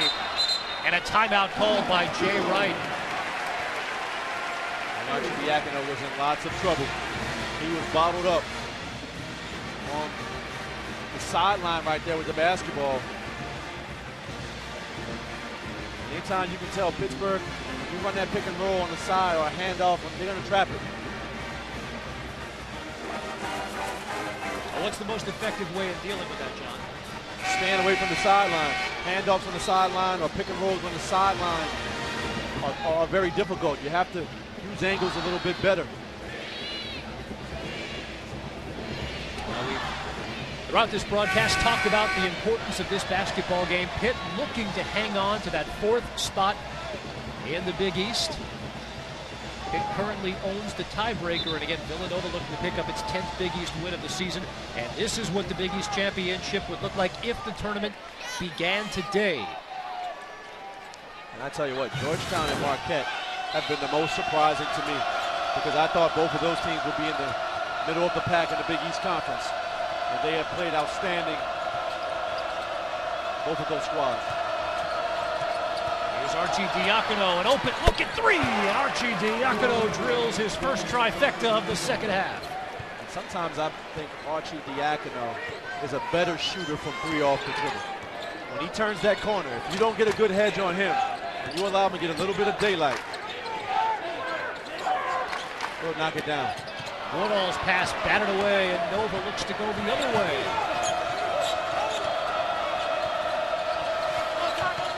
Kingston. Archie Diacono at 2.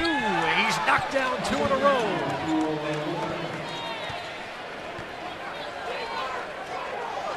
Gutty performance by Ryan Archie Diacono, who's got 18.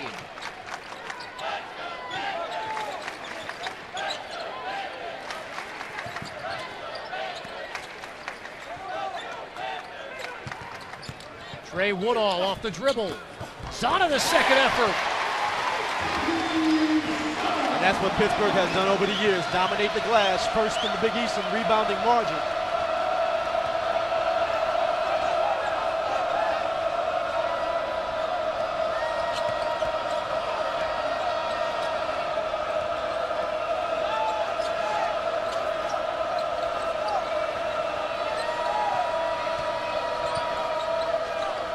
Down to 10 on the shot clock. Archie Diacono. 5 on the shot clock. To Pinkston. Just does get it up in time, but good defense by the Panthers.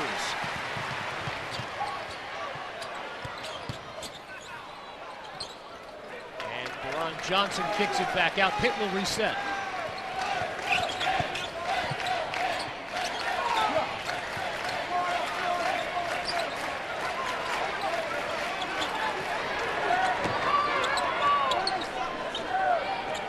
Here's Patterson, a three. Hilliard the rebound. That would have tied it.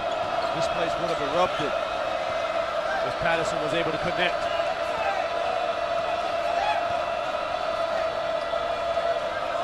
Now Villanova a chance to catch its breath, but not for long. Chenault misfires, last touched by the Pitt Panthers. It will be Villanova basketball when we come back. 3-point Wildcats lead.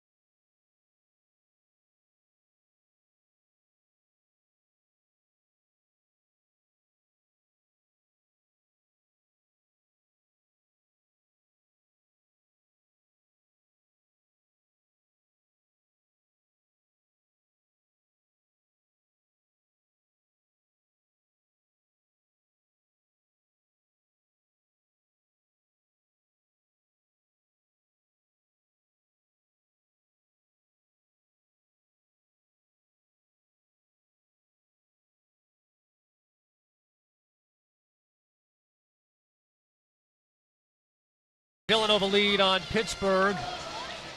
2009, the Elite Eight, one of the great matchups, not only in this rivalry, but maybe in NCAA tournament history. Let's flash back. And what a play this was. You'll see Dante Cunningham with the little dish, and Scotty Reynolds, with one of the greatest buzzer beaters in NCAA tournament history, goes coast to coast. Villanova advances to the Final Four. What a player Scotty Reynolds was. 78-76 win. Pitt with the banner of the Elite Eight, but Jay Wright led the Wildcats to the Final Four in 2009. Only time they've been there under Jay Wright, who has done a terrific job at Villanova. He's done a great coaching job this year as well for Villanova. They lost to Columbia earlier in this year, a game that I did, and they really did not look like a team that was anywhere close to making an NCAA tournament. But Muscles won in. They've changed that. They're in the discussion right now. And they've got a fascinating resume, because that loss to Columbia really jumps off the page. There are a couple others as well. And yet, as Taylor struggles to find the handle, Patterson off the dribble. No, but he'll head to the free throw line. And just to finish the point, John, they do have some outstanding victories on that resume as well. They've been what you call an enigma, inconsistent. You know, they've had some great wins against some of the top teams in the country, and then some losses you just left scratching your head. Columbia and Seton Hall on the road the other day.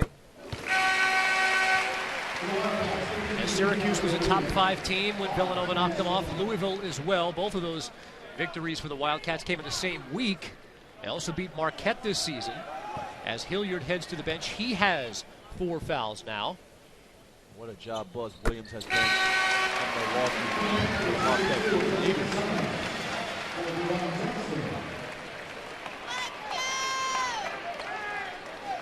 J.J. Moore has 4 fouls for Pitt. 4 fouls apiece for Ochefu and Hilliard for Villanova.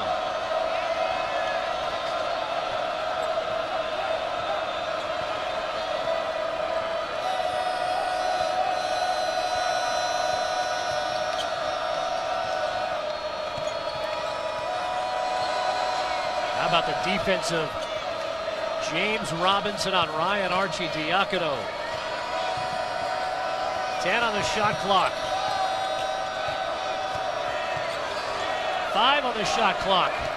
Got to get it up. Arcidiacono to Viru. They won't get it off in time. A 35-second violation. Great defensive possession by Pittsburgh. Just would not allow any opening for Villanova. Airtight defense by the Panthers.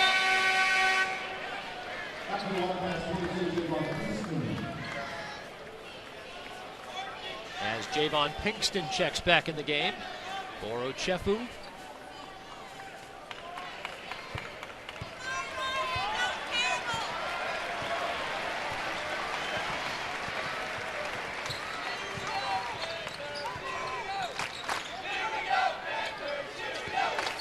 This is Talib Zana.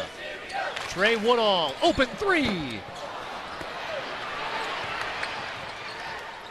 And Zana tries to keep it alive and does. Woodall again. The hesitation by Woodall right there, I think, threw off his rhythm. He should have took the first look. It was a wide open look. Here's Chenault off the drive. Good looking move to the basket by Tony Chenault. How big has Chenault been today for Villanova?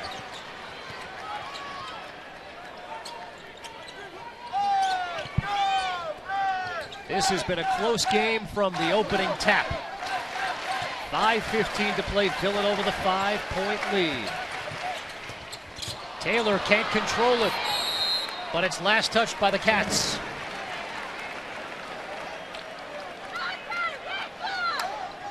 Taylor's got to have his hands ready. That was a decent pass. He could have caught that one and went up for a quick 2.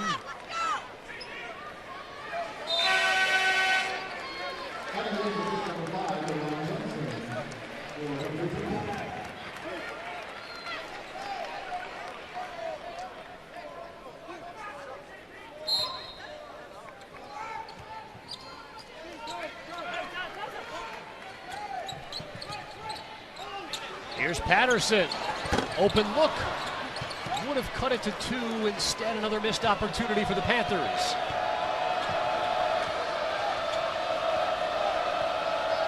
It looks like Pittsburgh has switched back to zone. They're going to try to force the Wildcats to shoot from deep. What do you think of the decision? I think it's good to switch it up, throw a little bit of the rhythm off. Villanova not a bad three-point shooting team. Arcidiacono from deep, too strong. Look at the physicality as they soar for the rebound. Patterson drops it off. Zana has it stripped. Pittsburgh got an opportunity to get away right there. An easy dunk.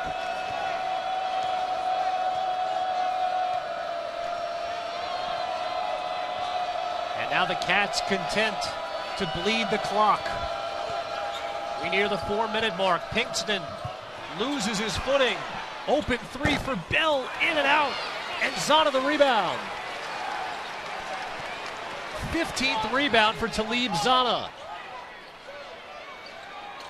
Here's Johnson, a 3!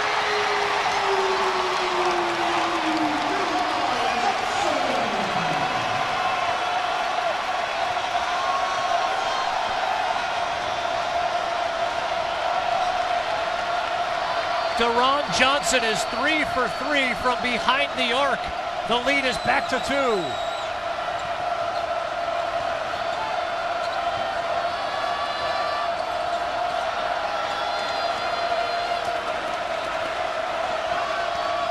The Pitt is alive.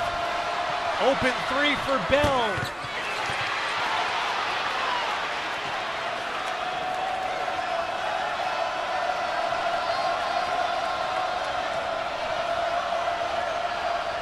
We dip under 3 minutes.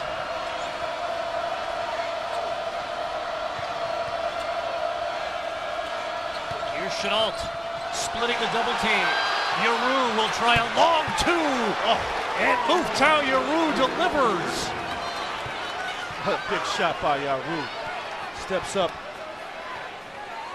Opportune moment.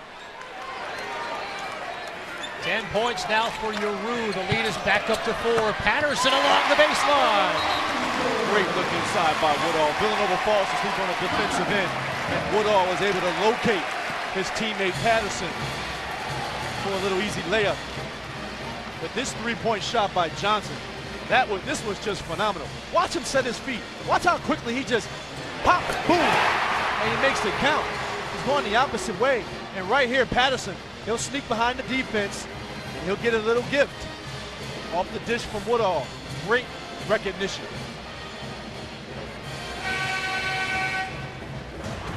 Here is the tournament resume for the Villanova Wildcats. 18-11 to start this game. An RPI rank of 55. You see the quality wins, and they are over some brand-name opponents, but the bad losses. You mentioned Columbia. That's the most puzzling of them all. At Seton Hall to start this week. 6-9 against the RPI top 100. They could really use another victory here today, John. Yeah, they have an opportunity here today in Pittsburgh. Pittsburgh being a ranked team. Win or lose, they have another opportunity, Villanova, against Georgetown at home at the Wells Fargo Center in South Philadelphia. But if you're Villanova, you want to get a victory right now. And if you're Pittsburgh, you don't want anybody making the tournament at your expense. Pitt stays in this zone. What's the most effective way to beat it, John? You have to try to get that ball to the free throw line area. A guy like Pinkston, somebody who can handle himself, maybe Bell.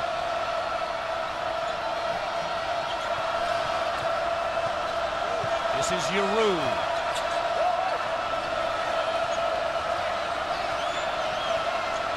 Ten to shoot it. Here's Chenault driving, open look, it rims out, but it stays Villanova basketball. Villanova has gotten a few of those loose ball rebounds here late in this basketball game. Pittsburgh usually a very sound defensive rebounding team.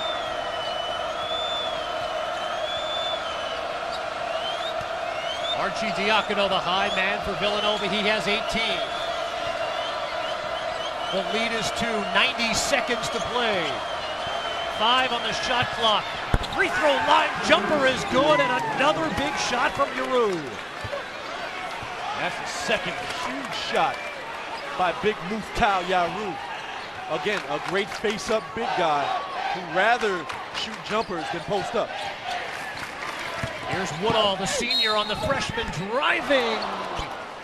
And he'll head to the line for a pair. The 40th foul of this basketball game coming. We've got 1:06 to play. Don't go anywhere.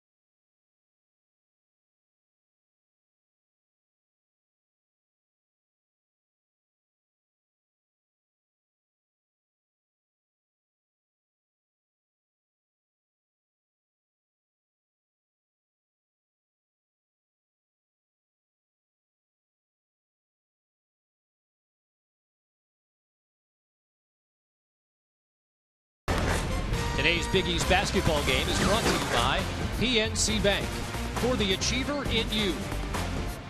And by Bud Light. It's the sure sign of a good time. Here we go. A great look at the University of Pittsburgh Cathedral of Learning. We're learning what the Big East tournament might look like. What a game here. Final home game for the Pitt Panthers this season.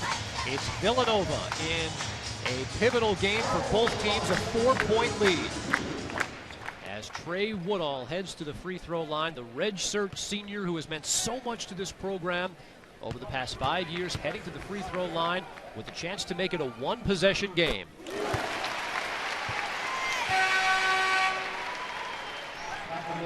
An execution down the stretch. Very important as Woodall goes to the line. As Villanova gets the ball back, this Peterson Event Center crowd is going to be very loud. You want to try to force Villanova into some miscues. If you're Villanova, you want to be as sound with the basketball as possible, but still be aggressive. What a great venue to watch a basketball game. The Peterson Event Center. Love coming here to do games. The crowd's right on top of you as you're about to hear them right now. It's one of the loudest venues I've ever done a game in, as the Pitt Panthers pick up with the full court pressure, broken by Archie Diacono. Pinkston fouled on the dribble, and they're going to call it on Deron Johnson. And so Pinkston will head to the free throw line to shoot a pair. And that'll go foul right there. You don't want to put a guy on the free throw line and give him an opportunity for two. You want to make Villanova work. Mistake by the youngster Johnson. And he's been impressive today on the offensive end. 9 points, 2 3-point shots. Pinkston, a 70% free throw shooter, 6 of 9 now in this game as he misses the first. A look at our Papa John's player of the game, Ryan Archie Diacono for the Villanova Wildcats, John. And he's been sensational. Great off the bounce, can really knock down 3-point shots. He can knock them down when he's open, wide open as well. Archie Diacono, the freshman, another solid performance on the road. Pinkston goes 1 of 2. It's a 3-point game. Here's Robinson. Short 2 is short, but Zana comes away with another rebound.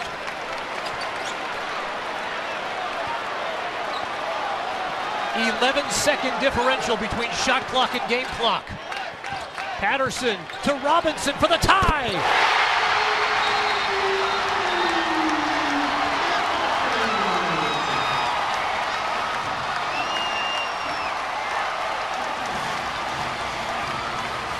And what a big shot by Robinson. This is just basic dribble kick, and he's able to knock down the shot when it matters most.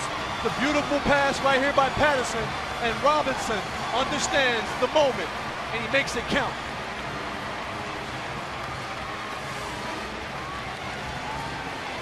Now the officials have gone to the monitor to take a look to see if this is a 3, and John, there's no question. No need to take a look at that. He is miles behind the 3-point line and is able to step up when it matters most. Nothing but net. First 3-point attempt of the game for James Robinson. Fine time to knock one down. Young man who finished his career as the all-time winningest player in DeMatha High School has tied this game up at 57.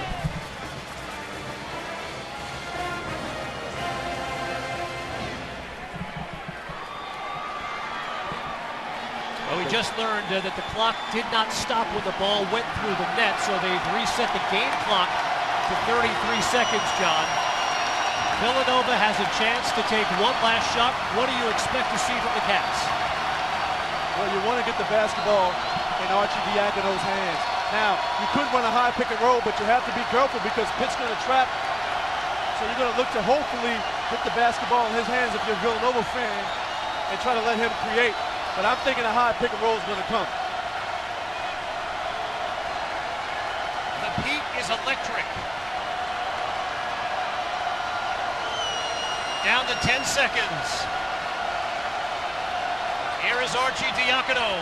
working on Patterson all the way. A lot of contact, nothing called, but it will stay Villanova ball.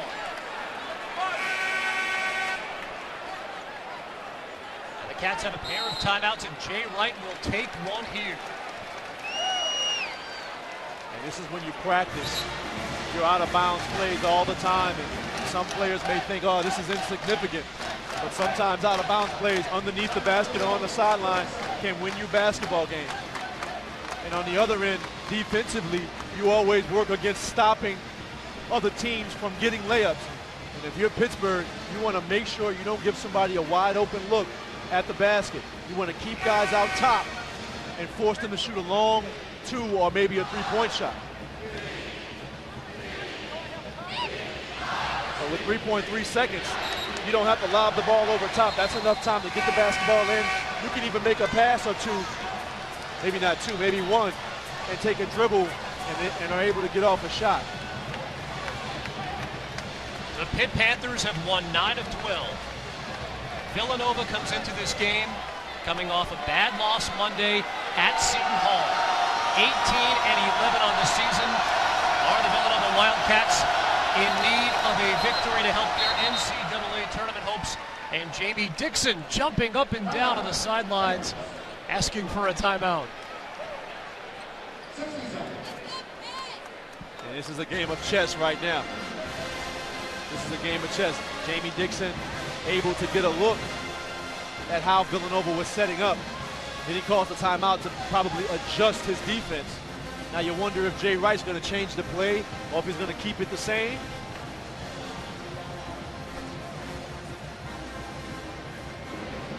Archie Diacono had the hot hand in the first half with 13 points, but one player to keep an eye on is James Bell. He is 18 of 29 from the three-point line in the final 7 minutes of regulation and overtime. He is a clutch shooter, the junior from Orlando.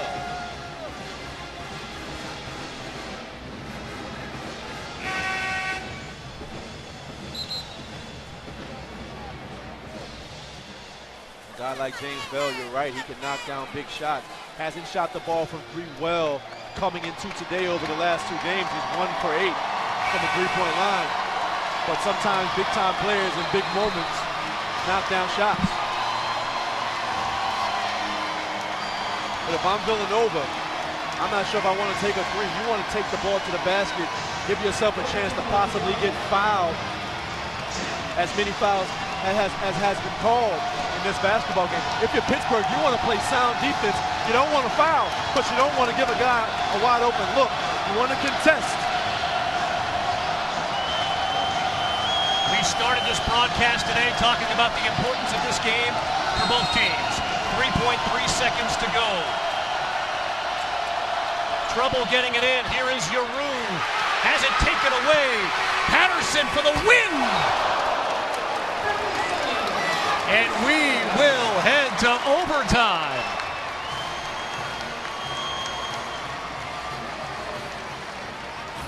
The first 40 minutes have not been enough. Villanova does not even get a shot off. And so inside the Pete, we head to overtime.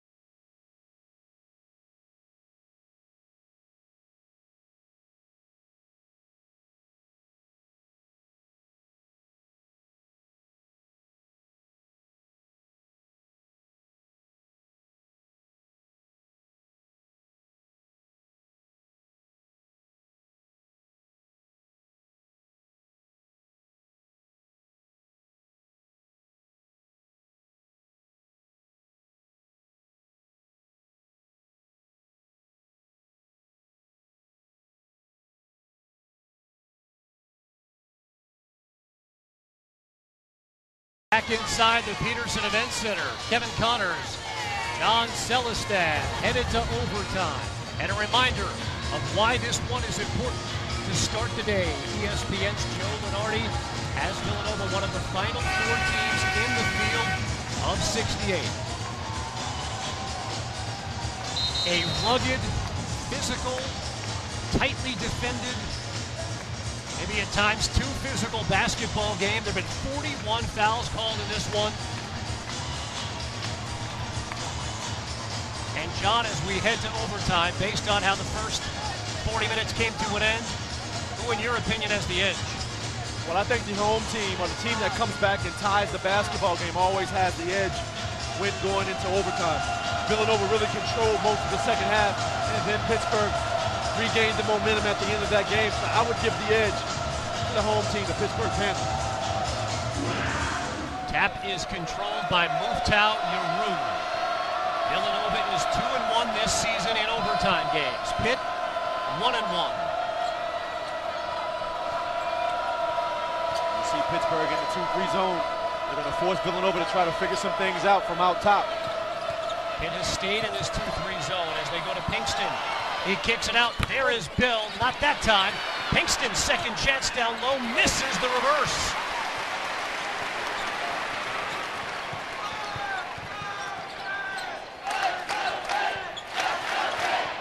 Pitt has not led since grabbing a 20-19 lead back in the first half.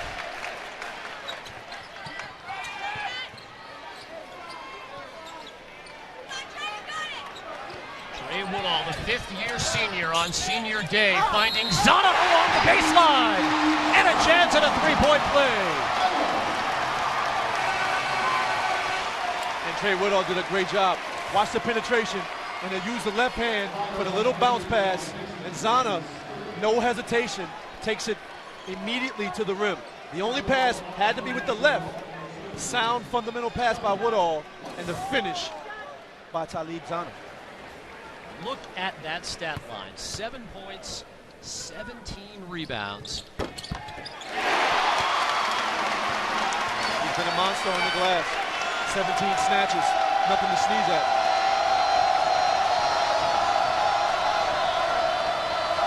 John, Villanova has struggled with this 2-3 zone. There's Chenault. And a blocking foul called on Trey Woodall. That's a tough call. Seemed to me as if Woodall had position. Let's get a look. No, he's still moving his feet there. Still moving his feet. But Villanova has had some trouble with the 2-3 zone that Pittsburgh has been able to put themselves in. Really not getting any dribble penetration splits. And speaking to Coach Jay Wright before the game, we talked about Villanova's not having a guard who can really create and get inside, whether it's man-to-man or defensively.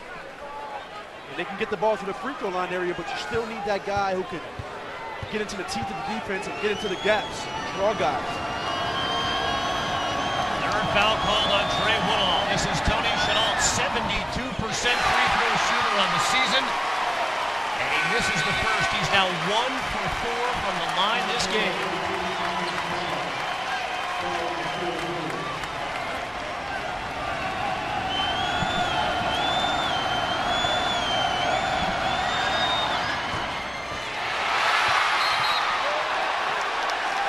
He misses both, and they'll call a foul on Muftau Yeru. And that is number 4 on Yeru.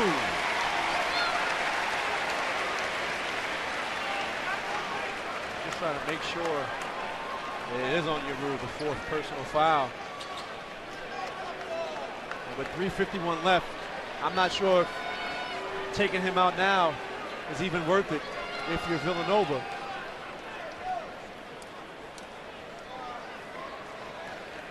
They've played the balance of this second half with foul trouble to not only Yeru, but O'Sheffler and James Bell as well. And I'm surprised nobody's fouled out as of yet. With all the foul trouble that both teams had early in this second half, nobody has been disqualified as of yet. I think the officials are taking a look at the clock, which did not run at all over the course of that missed free throw and then the foul on Zana. And I get the sense that they're going to adjust the clock, maybe knock a second or two off. And I'm outside of the clock, I'm looking to see where the foul was. Really didn't see much contact at all underneath. Seemed as if it was a regular Big East basketball boxing out. Yeah, in the course of what has been an awfully physical game and a tightly officiated game, a little surprising they called that one here in overtime, but they do. You see the foul trouble for Nova. Multiple guys with 4, a few with 3 as well. And that can come into play here in this overtime period. Pittsburgh, the deeper team, one of the deepest teams in the Big East Conference, along with Marquette.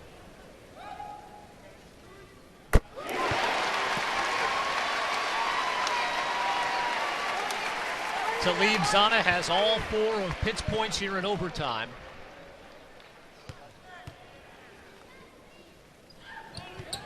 And the lead is up to 5. How about a double-double for Talib Zana? 10 points, 18 rebounds.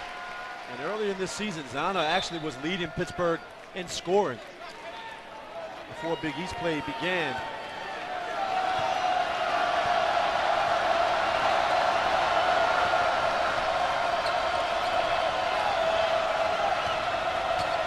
Pitt has done an outstanding job on Arcidiacono in this second half.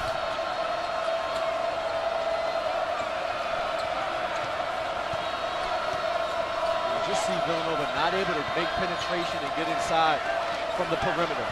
10 on the shot clock. Bell with the 3, too strong. And Villanova's gone ice cold here in overtime. Tough shot for Villanova. Not able to make the defense scramble for Pittsburgh by getting penetration inside, making 2 guys come to you.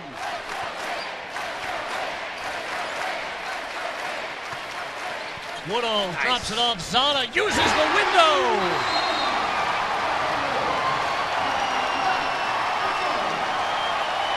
And what a beautiful pass by Woodall, the senior on senior day. Zana with a pretty little jump shot off the glass. That's what Woodall can do. Watch right here. Again, he'll use the left hand, and he'll make the nice little pocket pass to Zana. And Zana kisses it off the glass, a la Tim Duncan right there for the 2. 9 assists for Trey Woodall on senior day. It's been a 7-0 Talib Zana run in overtime. The Pitt Panthers, a 7-point lead. So John Celestin, what does Jay Wright draw up now in this timeout?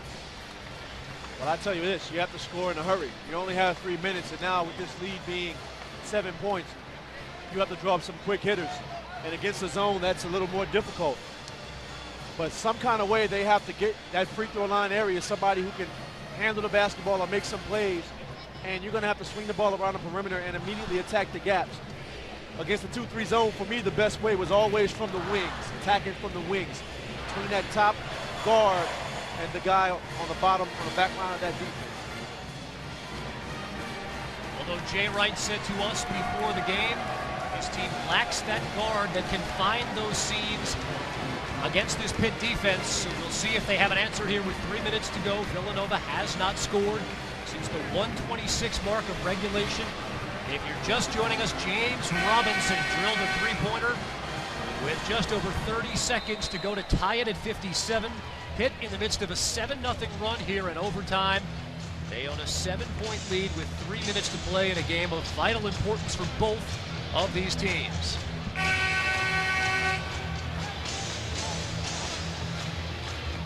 Zana, a one-man show here in this overtime period.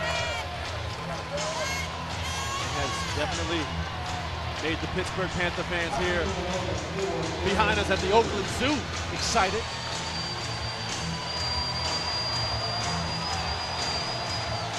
And the Zoo has been raucous throughout, as they normally are. Every game that's ever been played in this building, 202 of them have been sold out. They're in full throat for this one. 7-point lead as Giroux tries a free throw line jumper and he knocks it down again. He's been running this second half. That face-up jump shot has been money in the bank. It picks up with three-quarter court pressure broken by the Panthers. Nova picked up in three-quarter court pressure.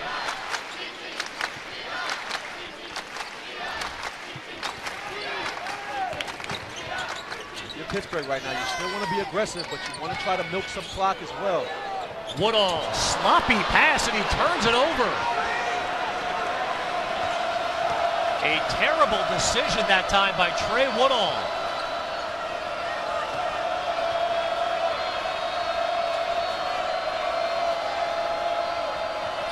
Villanova a chance to make this a one-possession game. Hilliard drops it off to Pinkston. Bell. Pinkston forces it up, has it gobbled up by Taylor.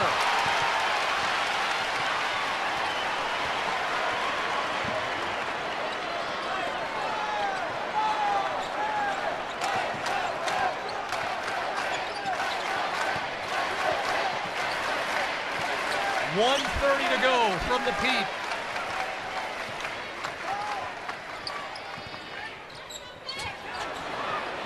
Patterson, an open three.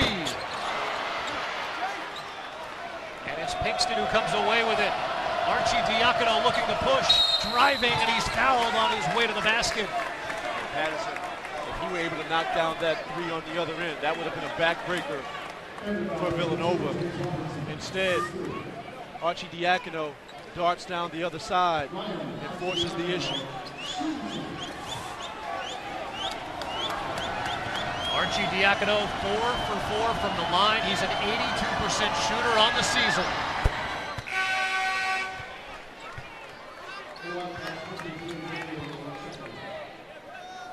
As you get a look at Coach Jay Wright, on the other side, Coach Jamie Dixon, two of the great coaches in the Big East Conference. As the freshman from Langhorne, Pennsylvania knocks down both, we are back down to a one-possession game.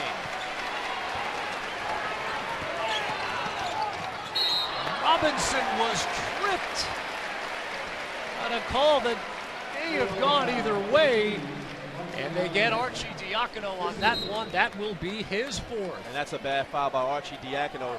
You saw him trying to avoid the contact, but anytime a guy falls down or he's tripped, you have to call it. Watch Arcidiacono. He'll try to avoid it. He's trying to get out of the way, but a great job right there by Robinson to force the issue and draw that contact, and he's a great free throw shooter. That was one that I think a lot of Villanova fans are saying I'm not so sure about. Let me correct myself. The third foul called on Arcidiacono as Robinson rattles one in.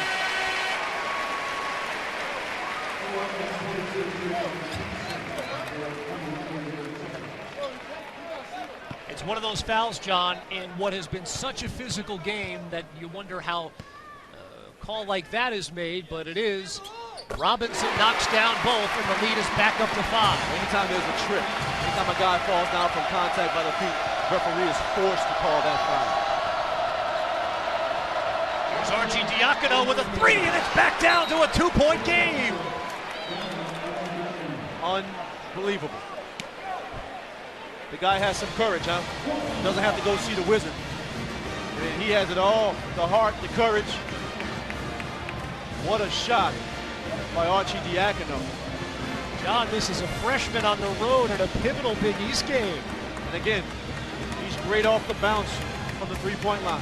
Lots of people, sometimes, lots of guards, sometimes shoot better when they can get their rhythm with the bounce, as opposed to catching and shooting. And Arcidiacono made another three-point shot. And you see Villanova 14-0 when they make 6 or more triples. Ryan Arcidiacono, 5 of 7 from behind the arc in this game. He's made it a 2-point game. So let's talk strategy, John. What does Jamie Dixon draw up in his timeout? And what does Villanova do defensively? Well, if you're Villanova, I think you want to pick up full court. If you're Pittsburgh, you want to milk as much time off the clock as possible. And then you're going to get fouled, and you're going to go to the free throw line, and you just have to convert at the charity stripe. But Pittsburgh, not a great free throw shooting team. Again, Villanova, you want to pick up full court. You want to try to you want to lengthen this game as much as possible, and hopefully you can force Pittsburgh into a turnover. Very difficult with Pittsburgh being sound handling the basketball. One of the best in the nation. Now you look at the foul trouble for Villanova. Seems like we've been talking about that from the 17-minute mark of the second half on. 14 players in this game have 3 fouls or more, and no one has fouled out. You see the little full court pressure right here by Villanova.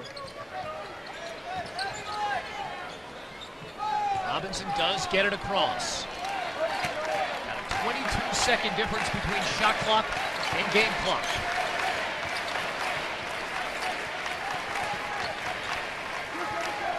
This is Woodall, watched by Bell. 10 on the shot clock. Woodall gives it up. Robinson a 3.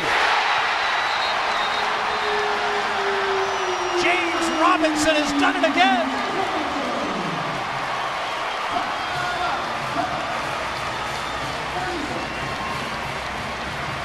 Well, Robinson has been the go-to guy when it matters most. And right here, a great find by Woodall. And Robinson, very confident. He did it in regulation, and now getting it done in OT as well. You see the jubilation. Great split by Woodall. And Robinson becoming the man when it counts.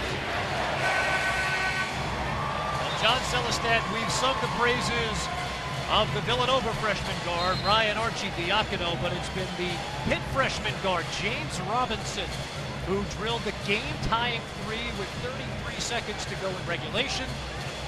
And then that three-pointer, turning a 2-point game into a 5-point game with 28 seconds to go. It says a lot about a freshman, a youngster that isn't afraid to take those type of shots. Not having a long tenure here at Pittsburgh. He can be a solid player, Robinson.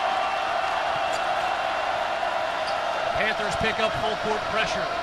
25 to play. This is Hilliard driving. Too much.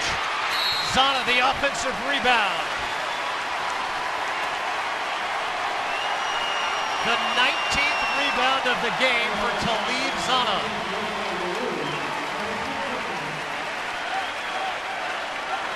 If it's on the rim, he's going to get it. He has just dominated the boards today. And that was the 5th foul, John, on Muftau Yuru.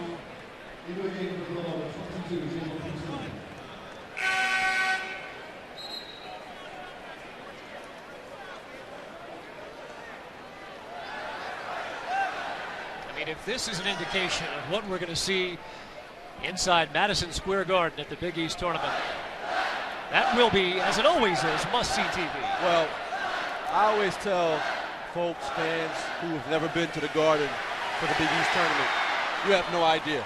You just don't. The electricity, the competition, some guys playing possibly their last game in college basketball for those who don't make the NCAA tournament or the NIT. I mean, it's a sight to see. As Zana connects on the first free throw, he is 5 of 6 at the line this game. 14 points, 19 rebounds, the lead is 7. Here's Arcidiacono, too strong. Woodall the rebound, gives it up to Taylor, and on senior day, Dante Taylor puts an exclamation point on this one.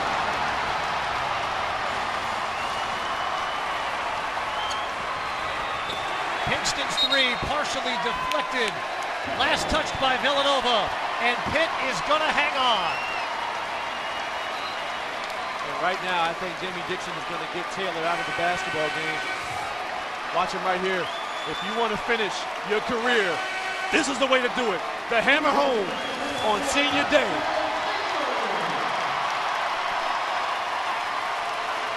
And he'll get the standing ovation, Mr. Taylor, as he plays his final home game here at the Peterson Event Center. And a standing ovation inside the Pete for Trey Woodall, the fifth-year senior, will go out a winner.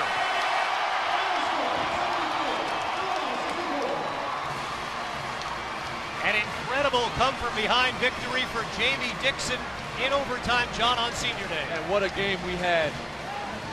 Two different halves, you know. A very bruising first half where both teams really struggled to score, but then the second half in overtime, a more wide-open game, which really is what the Big East is all about. So another big victory for the Pitt Panthers, their 11th conference victory of the season. Villanova drops to 9-8, and again, their NCAA tournament fate remains in question. So for John Celestin, I'm Kevin Connors saying so long from the Peterson Event Center, where the final score is Pitt 73, Villanova 64. Pitt Panthers win their 23rd game of the season in thrilling fashion on Senior Day, a 9-point victory from Pittsburgh, Pennsylvania.